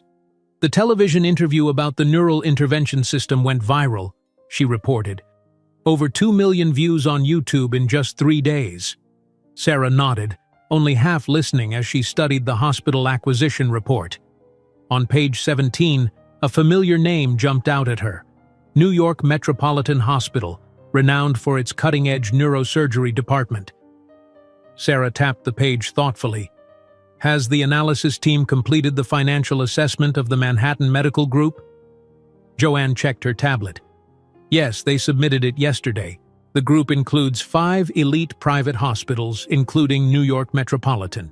The asking price is steep, $1.2 billion, but the analysis suggests it's still undervalued given the real estate alone. Schedule a meeting with the acquisition team for tomorrow morning, Sarah decided, and get me everything we have on New York Metropolitan's surgical departments, particularly neurosurgery. Later that afternoon, Sarah was interrupted by an urgent call from the twins' school. Arriving at the headmaster's office, she found Emily and Ethan sitting calmly while the school's academic director paced excitedly. Mrs. Johnson, the director began, we've received the results of the advanced placement testing we discussed last month. Sarah nodded, glancing at her children's composed expressions. The prestigious Dalton School had suggested comprehensive testing after the twins' teachers consistently reported they were significantly understimulated by the standard curriculum. The results are unprecedented, the director continued. Both Emily and Ethan tested at a high school sophomore level in most subjects, with Emily's mathematics abilities testing at college level. And Ethan's neuroscience knowledge? Sarah asked, already suspecting the answer. Extraordinary. He correctly identified neural pathway functions that many pre-med students struggle with. That evening, Sarah sat in her home office reviewing the detailed acquisition prospectus for Manhattan Medical Group. The 5 hospitals represented the pinnacle of private healthcare in New York, with New York Metropolitan as the crown jewel. Its neurosurgery department, led by several nationally recognized surgeons, was considered among the best in the country. Sarah's assistant entered the room, interrupting her thoughts. The formal offer letter is ready for your signature, she said, placing the document on Sarah's desk. Legal has completed all the due diligence. As Sarah signed the offer to purchase Manhattan Medical Group for $1.2 billion, she had no idea that she was setting in motion a chain of events that would bring her face to face with Christopher Mitchell in less than a year. The following week, a nationally televised medical program featured an interview with a prominent neurosurgeon discussing the changing landscape of neurological interventions. Elysium's device is fundamentally changing our approach to neurological disorders, the surgeon admitted reluctantly. Procedures that once required opening the skull can now be performed non-invasively, with better outcomes and shorter recovery times. Sarah watched the interview from her living room, a satisfied smile playing across her lips as the surgeon continued. We're seeing traditional surgical approaches becoming obsolete at an unprecedented rate. As neurosurgeons, we must adapt or become irrelevant." Her assistant's text message interrupted the program. "New York Metropolitan confirmed available for acquisition. Price point higher than expected." Sarah typed her response without hesitation. "Make the offer." The twins looked up from their advanced homework at the kitchen table. "Are you buying more hospitals, Mom?" Emily asked, her perceptive gaze missing nothing. "Yes," Sarah replied, "in New York." "Is that where our father works?" Ethan inquired, his expression neutral but his eyes intense. Sarah considered her answer carefully. "Yes, he's the head of neurosurgery at one of the hospitals in the acquisition group." The twins exchanged one of their meaningful glances, the silent communication they had perfected over the years. "That's interesting," Emily said finally, returning to her advanced calculus problem set. 2 weeks later, Sarah accompanied the twins to their first day at Dalton School, where they had been placed 2 grade levels ahead of their age group. Other parents stared curiously at the trio, the polished, confident CEO and her extraordinarily poised children who spoke with the vocabulary and insight of much older students. "You'll call if you need anything?" Sarah asked, smoothing Emily's hair one last time. "We'll be fine, Mom," Ethan assured her, his serious expression momentarily softening. "It's just school." As Sarah watched them walk confidently into their new classroom, she felt a surge of pride so intense it was almost painful. These remarkable children, rejected before birth by a father who saw them as impediments to his ambition, had blossomed into prodigies whose potential seemed limitless. When Sarah signed the authorization to explore the acquisition of New York Metropolitan Hospital that afternoon, she had no idea that she was about to purchase the very hospital where Christopher Mitchell had built his empire, nor that in just 1 year they would meet face to face in one of Manhattan's most prestigious galleries. When Sarah signed the authorization to explore the acquisition of New York Metropolitan Hospital that afternoon, she couldn't have imagined the collision course she was setting for herself. The following months passed in a whirlwind of activity as she and the twins settled into their new Manhattan lives, occupying the upper floors of an elegant brownstone on the Upper East Side, walking distance from Central Park, and a short commute to Elysium's New York offices. Sarah stood at the floor-to-ceiling windows of her 42nd floor office, watching the autumn sunlight glint off the skyscrapers of Midtown Manhattan. The view still occasionally took her breath away, a tangible reminder of how far she had come from that rain-soaked night in Boston when Christopher had walked out, leaving her alone with nothing but crushing debt and unborn children. The final paperwork for the Manhattan Medical Group acquisition came through this morning, her executive assistant announced, entering with a sleek leather portfolio. The board approved the terms unanimously. As of 9 o'clock tomorrow, Elysium Health Tech officially owns 5 premier private hospitals, including New York Metropolitan.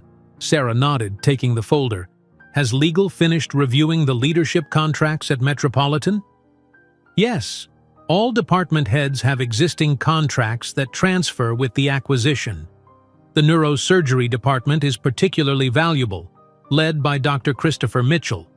His surgical innovations have made Metropolitan a destination for complex neurological cases." Sarah's fingers stilled on the document. Though she had known Christopher worked at Metropolitan, hearing his name spoken so casually in her own office created a strange disconnect. In her mind, he existed in a separate universe. The man who had abandoned her and the celebrated neurosurgeon occupied different realities that were never meant to intersect. The PR team sent over the invitation for the National Medical Excellence Awards, her assistant continued, oblivious to Sarah's momentary lapse in attention.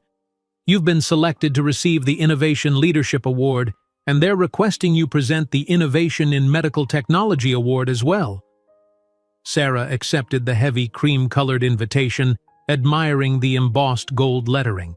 The ceremony at the Waldorf Astoria represented the pinnacle of recognition in medical advancement, an honor that would have seemed impossible when she was piecing together her first prototype with salvaged parts in Rebecca's study. The door to her office burst open as Emily and Ethan entered, having just been dropped off by their driver after school. At 10 years old, they carried themselves with the self-assurance of much older children, their school uniforms immaculate despite a full day of advanced classes. "Mom, you won't believe what happened in computational biology today," Emily began excitedly, dropping her designer backpack on a chair. "Dr. Harmon challenged us with a protein folding algorithm, and I found a shortcut that reduced processing time by 63%. Sarah smiled at her daughter's enthusiasm. "That's wonderful, sweetheart." "And Ethan got invited to present at the Junior Neuroscience Symposium at Columbia," Emily continued proudly. "They've never had a presenter under 15 before." Ethan, more reserved than his sister, nodded in confirmation. "It's about the paper I wrote on neuroplasticity in juvenile traumatic brain injuries. They didn't believe I wrote it until Dr. Liu vouched for me." As Sarah listened to her children's academic triumphs, her assistant quietly placed another document on her desk, a summary of the finalists for the National Medical Excellence Awards. The name at the top of the list for the Surgical Innovation Award caught her eye immediately. Dr. Christopher Mitchell, New York Metropolitan Hospital. Hours later, after the twins had been settled with their homework and dinner preparations were underway, Sarah's phone rang with an urgent tone she had assigned to her head of public relations. "Sarah, there's something you need to know regarding the Manhattan Medical Group acquisition." Karen's voice was tense, uncharacteristic for the normally unflappable PR director. "We've been doing standard background research on the key personnel, and there's a situation with Metropolitan's neurosurgery chief." Sarah sank into her office chair, a cold certainty settling in her stomach. "Dr. Christopher Mitchell." "Yes," Karen sounded surprised. "How did you— What about him specifically?" Sarah interrupted, keeping her voice neutral. "He's been profiled extensively in medical journals, is considered for Surgeon General, and is married to Vanessa Mitchell, daughter of Senator William Carruthers. He's also nominated for the Surgical Innovation Award at the same ceremony where you'll be presenting." "Karen," Sarah said carefully, "there's something you should know about Dr. Mitchell and me." The conversation that followed was one Sarah had never expected to have with her PR team. She outlined the bare facts of her history with Christopher, their engagement, his abandonment upon learning of her pregnancy, the twins' paternity, speaking with clinical detachment as if discussing a case study rather than her own life. "This is potentially explosive," Karen said when Sarah finished. "If the press discovers that the CEO acquiring the hospital is the abandoned ex-fiancé of its star neurosurgeon, and that his unknown children are brilliant, well-adjusted, and thriving without his input or knowledge," Sarah completed the sentence. "Yes, I understand the implications." The following morning, a strategy meeting convened in Sarah's office with her senior PR team and legal counsel. Possible scenarios and response strategies were methodically outlined on digital displays.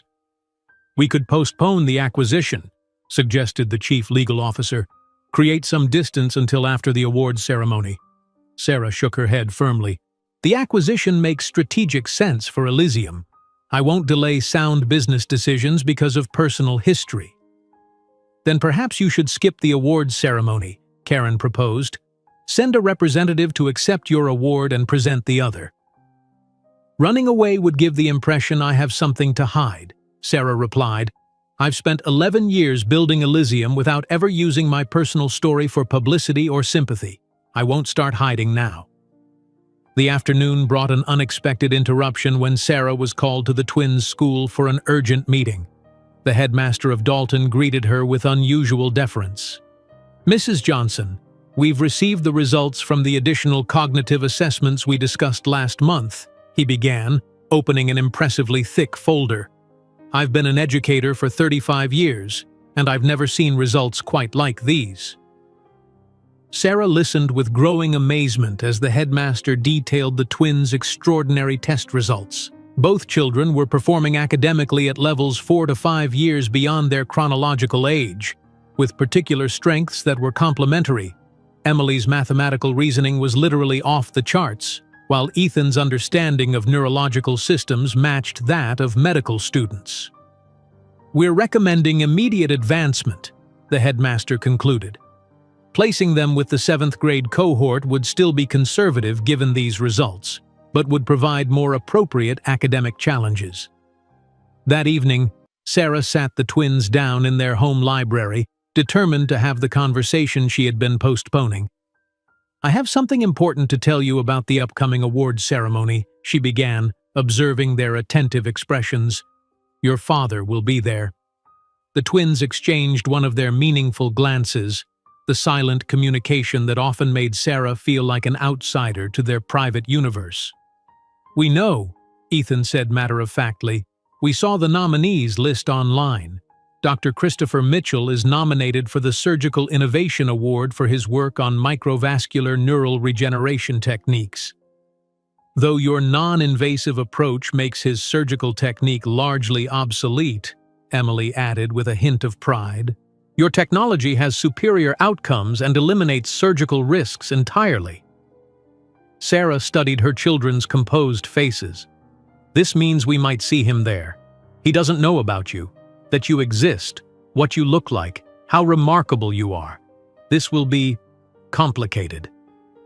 "Do you want us to stay home?" Emily asked, her perceptive gaze missing nothing of Sarah's discomfort. "Or would you prefer we attend and let him see exactly what he gave up?"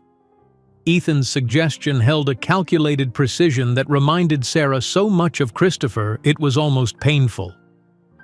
"I would never ask you to hide," Sarah said firmly. "This is your choice. If you want to attend, we'll face this together. If you prefer to avoid the situation, that's completely understandable." The twins conferred silently again, communicating in the subtle facial expressions and micro-gestures that had been their private language since infancy. "We want to go," they announced in unison. In the days that followed, Sarah found herself unusually preoccupied with her appearance for the ceremony. Standing in an exclusive Manhattan boutique, she evaluated her reflection in a floor-length mirror as a stylist adjusted the hem of an exquisite Versace gown. "The sapphire blue complements your coloring perfectly," the stylist commented, making a minor adjustment to the neckline. "And the cut is both authoritative and feminine, perfect for accepting an innovation award." Sarah barely recognized the woman in the mirror, poised, elegant, draped in designer fabric that cost more than her entire wardrobe during her nursing days. The nervous, exhausted pregnant woman Christopher had abandoned had vanished, replaced by someone who commanded boardrooms and built billion-dollar companies. The night before the ceremony, Sarah sat in her home office, reviewing the notes for her acceptance speech. On her desk lay a small photograph, the only one she had kept from her time with Christopher. The image showed them in happier days, his arm casually draped around her shoulders, both smiling at the camera during a hospital fundraiser. She picked up the photograph, studying the face of the man who had once told her she would never be extraordinary. Tomorrow night, she would stand on stage accepting an award for extraordinary innovation, while he sat in the audience, unaware that his past was about to collide violently with his present. Sarah's phone chimed with a text message from her assistant. "Final confirmation, Dr. Christopher Mitchell will definitely attend tomorrow with his wife Vanessa.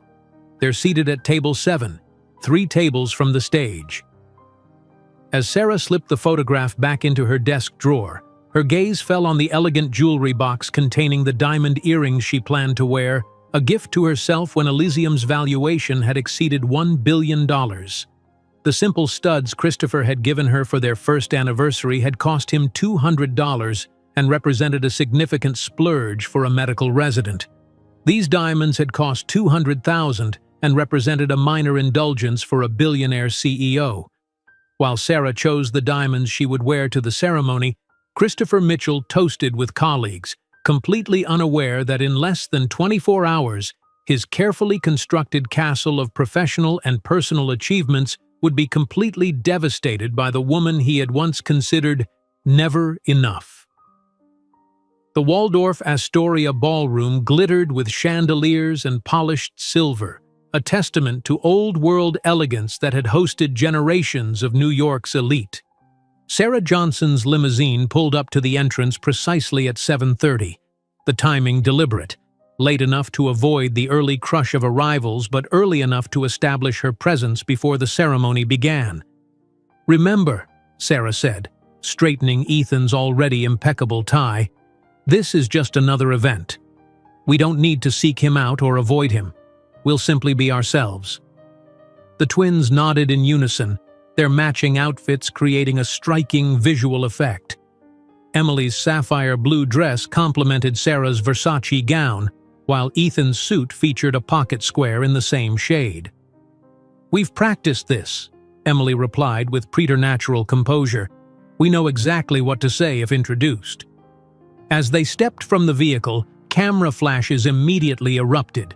Sarah had become recognizable enough in business and medical circles to merit attention, her rise from obscurity to billionaire status making her a compelling figure for the business press. "Mrs. Johnson, how does it feel to be receiving the Innovation Leadership Award tonight?" called out a reporter from the Medical Business Journal. Sarah smiled, placing a protective hand on each child's shoulder. "It's a validation of Elysium's approach to medical technology, putting patient outcomes above traditional methods." Her response was practiced, professional, revealing nothing of the personal drama about to unfold. Inside, the reception area buzzed with conversation as medical luminaries in formal attire networked over champagne and hors d'oeuvres. Sarah accepted a sparkling water from a passing server, scanning the room with practiced casualness. And then she saw him. Christopher Mitchell stood near the center of the room, looking remarkably unchanged after 11 years. His dark hair now featured distinguished touches of silver at the temples, and fine lines had formed at the corners of his eyes, but the confident posture and slightly tilted head as he spoke remained exactly as she remembered. Beside him stood an elegant woman with ash-blonde hair swept into a sophisticated updo, Vanessa, the senator's daughter who had achieved the position of socially advantageous wife that Sarah had once unwittingly competed for. Sarah's hand tightened almost imperceptibly on her glass, the only external sign of her inner turbulence. The twins, attuned to their mother's every mood, followed her gaze. "That's him?" Ethan asked quietly, studying Christopher with analytical detachment. "He looks exactly like the photos from his medical journal articles." "Yes," Sarah confirmed, surprised at the steadiness of her own voice. "That's him." Across the room, Christopher raised his champagne flute in a toast with colleagues, laughing at something one of them had said. His entire demeanor exuded the confidence of a man who had achieved precisely the life he had planned. Respected surgeon, politically connected wife, trajectory toward Surgeon General, exactly the future he had abandoned Sarah to pursue. "Mrs. Johnson," a voice interrupted her thoughts. "The ceremony begins in 15 minutes. We need you backstage for the presentation briefing." Sarah nodded to the event coordinator, turning to the twins. "Will you two be okay sitting with Joanne at our table while I prepare?" "Of course," Emily replied, her eyes still fixed on Christopher with unnerving intensity. "We'll be perfectly fine." Inside the main ballroom, guests began taking their seats at elegantly appointed tables. Christopher and Vanessa Mitchell made their way to table 7, where several board members from New York Metropolitan Hospital awaited them. "Tonight's your night, Chris," said Dr. Levinson, the same mentor who had lured him to New York 11 years earlier. "The Surgical Innovation Award is practically guaranteed with your track record." Christopher smiled modestly, though the confidence in his eyes suggested he shared this assessment. "There are several worthy candidates," he demurred, "though I admit our results with the microvascular regeneration technique have been exceptional." Vanessa squeezed his arm affectionately. "Don't be modest, darling. Everyone knows you've revolutionized the field." As waiters began serving the first course, the master of ceremonies approached the podium. "Ladies and gentlemen, welcome to the 47th Annual National Medical Excellence Awards." Christopher tuned out the introductory remarks, mentally rehearsing his acceptance speech. The Surgical Innovation Award would be presented near the end of the evening, but before that would come numerous other categories recognizing achievements in various medical fields. He absently registered the announcement of the Innovation Leadership Award, politely applauding without particular interest. And now, to present our Innovation Leadership Award, please welcome the chair of the selection committee, Dr. Howard Freeman. Dr. Freeman approached the microphone with academic gravitas. The recipient of this year's Innovation Leadership Award has transformed how we approach neurological treatment. Her non-invasive neural intervention technology has dramatically reduced patient risk while improving outcomes. Please join me in congratulating the CEO and founder of Elysium Health Technology, Mrs. Sarah Johnson. Christopher froze, his champagne glass suspended halfway to his lips. That name, so common, so ordinary, had been buried in the recesses of his memory for over a decade. Surely it couldn't be. When Sarah stepped onto the stage, the recognition hit him like a physical blow. The elegant, confident woman in the designer gown bore little resemblance to the desperate nurse he had abandoned in Boston, yet was unmistakably her. Her chestnut hair was now styled in a sophisticated bob, rather than the ponytail she had worn during her nursing days. The exhaustion that had shadowed her eyes had been replaced by a serene confidence. The ill-fitting clothes he remembered had given way to a gown that probably cost more than his first car. "Thank you, Dr. Freeman, and thank you to the selection committee," Sarah began, her voice melodious and assured as it carried through the state-of-the-art sound system. Innovation in medical technology isn't just about creating new devices, it's about reimagining what's possible for patient care. Christopher stared, unable to process what he was seeing. The woman he had dismissed as never extraordinary was commanding the attention of the entire medical establishment, accepting an award for extraordinary innovation. "Chris, are you all right?" Vanessa whispered, noticing his sudden pallor. "You look like you've seen a ghost." In some ways he had. Sarah Johnson represented a life abandoned, a road not taken, though he had never imagined that road might lead to a stage at the Waldorf Astoria. Sarah continued her acceptance speech with poise, outlining Elysium's philosophy of patient-centered innovation. Not once did her gaze drift toward Table 7, though Christopher felt certain she must know he was there. "It's an honor to be recognized by colleagues whose work I've admired throughout my career," she concluded graciously. "Thank you." As applause followed her from the stage, Christopher leaned toward Levinson. "Sarah Johnson, Elysium's CEO. Do you know her background?" Levinson looked surprised at the question. "Remarkable story, actually. Started as a nurse, I believe. Built Elysium from nothing into a multi-billion-dollar enterprise in a decade. Why do you ask?" Before Christopher could respond, the Master of Ceremonies returned to the podium.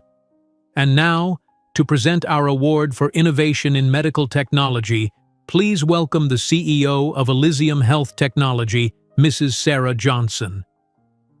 Sarah returned to the stage, her composure unwavering.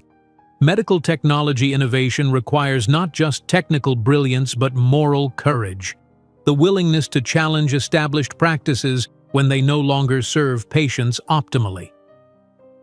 Christopher listened with growing unease as Sarah's presentation took an unexpected turn. "It's funny how life places us on unexpected paths," she continued, a subtle shift in her tone barely perceptible to most listeners but glaringly obvious to Christopher.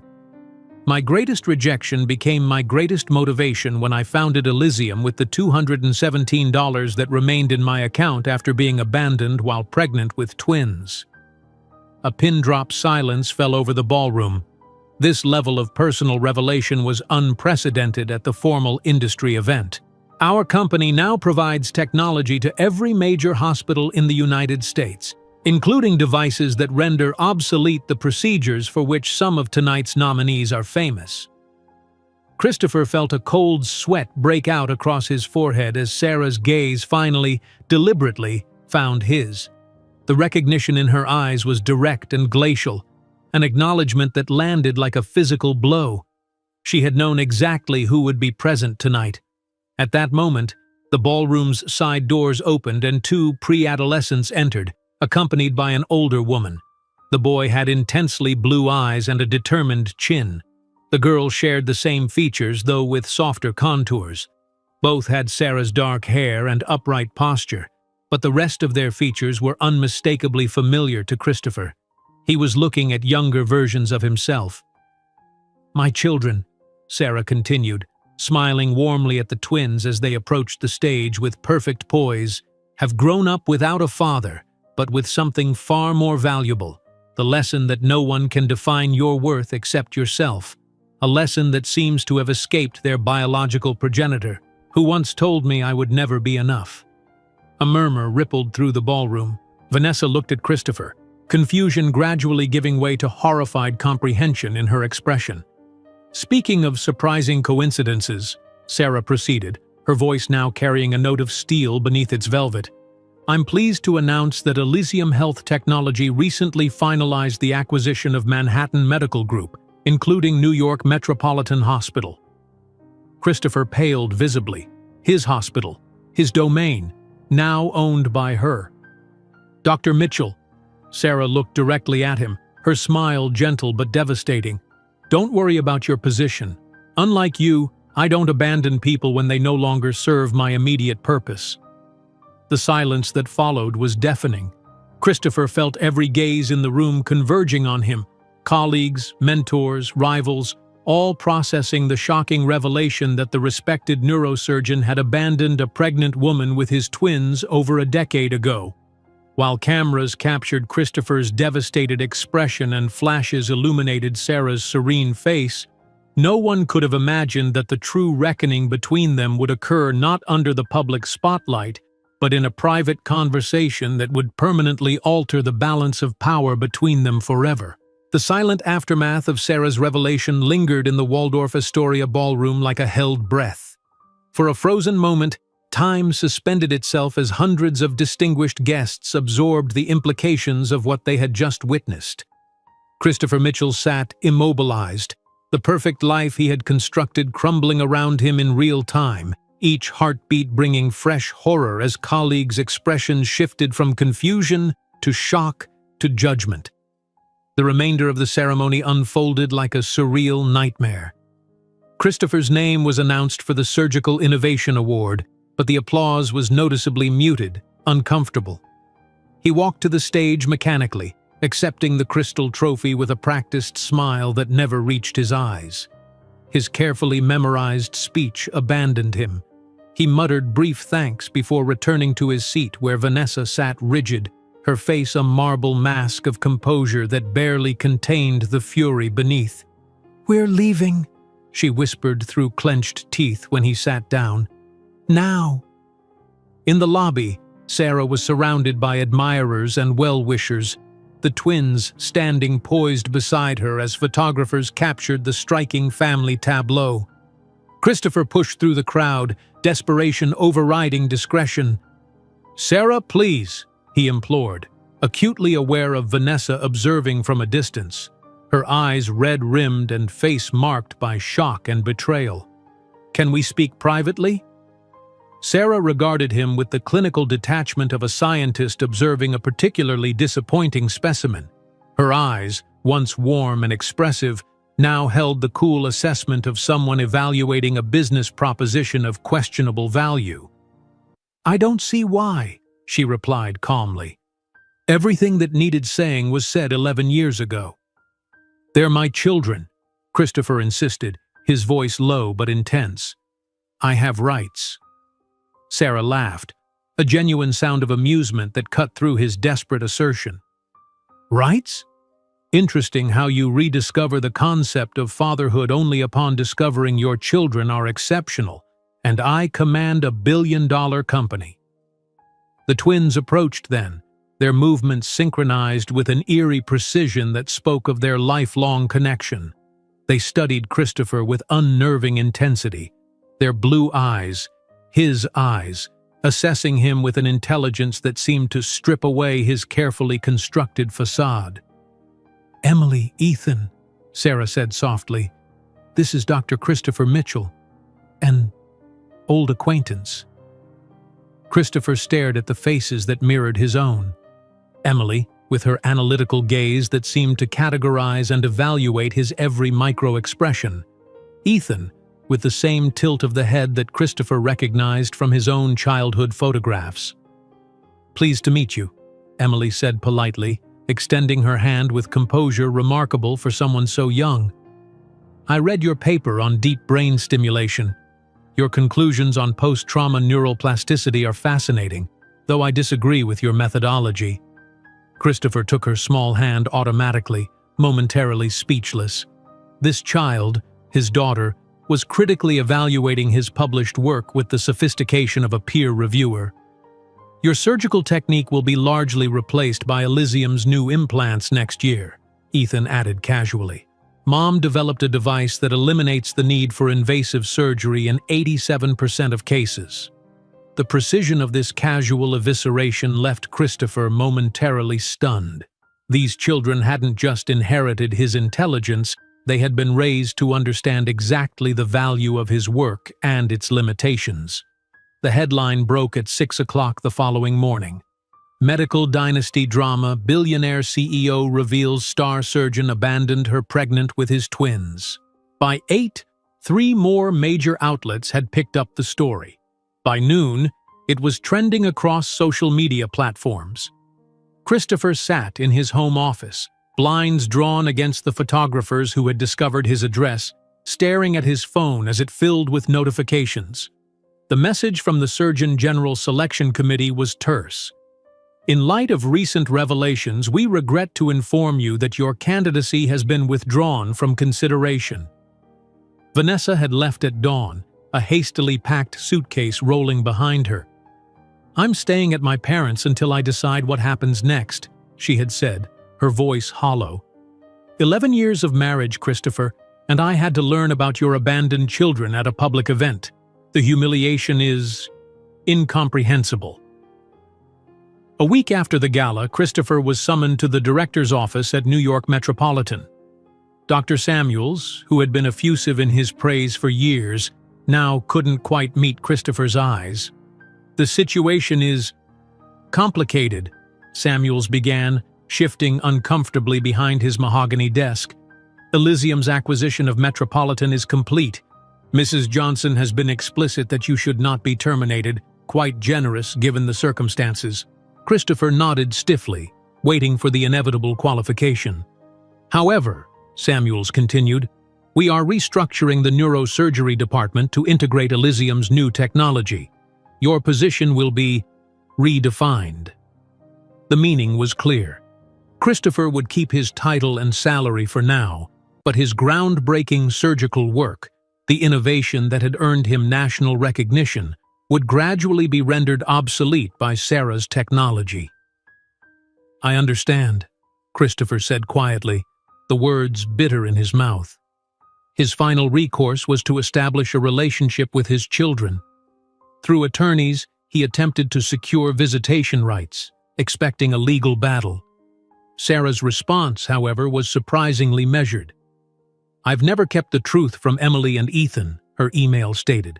"They've always known who their father is and why he isn't in their lives. I will never prevent them from knowing you if they wish, but it must be their choice entirely. They know the full story. They always have. The decision is theirs alone." The letter Christopher received a week later, on embossed stationery bearing both twins' monogrammed initials, was as devastating as it was articulate. "Thank you for your sudden interest in our lives. After careful consideration, we prefer to maintain our current routine without disruption. Perhaps when we are older, we might reconsider.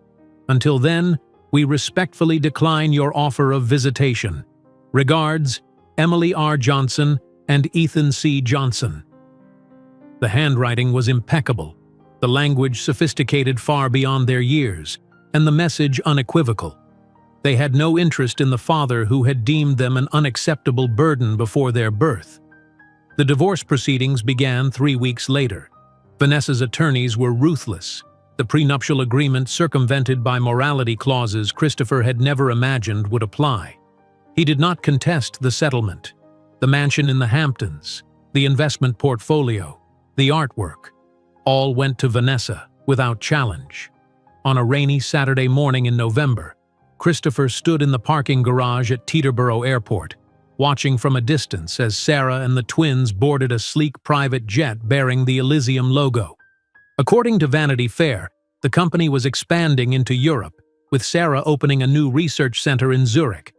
His phone vibrated with a notification. The final divorce decree had been processed. Vanessa would receive the majority of his assets in the generous settlement he hadn't contested. Rain dripped from his uncovered head as the jet taxied toward the runway. Christopher Mitchell, once the rising star of American neurosurgery, stood alone with the realization of all he had lost. Not just a family, but an empire. Not just love, but legacy. Not just companionship, but purpose. Sarah had never sought revenge. She had simply built such an extraordinary life that her very existence was a constant testament to the monumental error he had made. As the jet lifted into the cloudy sky, Christopher finally understood the true meaning of not being enough. His achievements, impressive by any objective measure, paled against what Sarah had accomplished while raising their children alone. His innovations, once celebrated, were now being rendered obsolete by her superior technology. His carefully constructed social position had collapsed under the weight of his past cruelty. Driving back to his now empty Manhattan apartment, Christopher passed a newsstand with financial papers trumpeting Elysium's European expansion. Sarah's confident smile gazed out from the cover of The Economist, the headline reading, "Health Tech Revolutionary Transforms Neurological Treatment Landscape." In his apartment, Christopher poured himself a glass of the same whiskey brand he had drunk the night he abandoned Sarah. The irony wasn't lost on him as he stared at the divorce papers on his coffee table. He had sacrificed a future with Sarah to pursue professional excellence, believing family would limit his potential greatness. Now Sarah had achieved far greater professional success than he ever had, while raising their children to be prodigies. The cruelest realization was that she had never needed his validation. All those years ago, when he had told her she would never be extraordinary, he had been catastrophically wrong. Sarah Johnson had always possessed the potential for greatness. His absence had merely removed an obstacle from her path. As rain continued to fall, Christopher Mitchell, still respected, still wealthy, still privileged by any objective measure, finally understood the true meaning of not being enough. If you enjoyed today's video, I'm sure you'll love the next one. Don't waste time. Just click on the screen.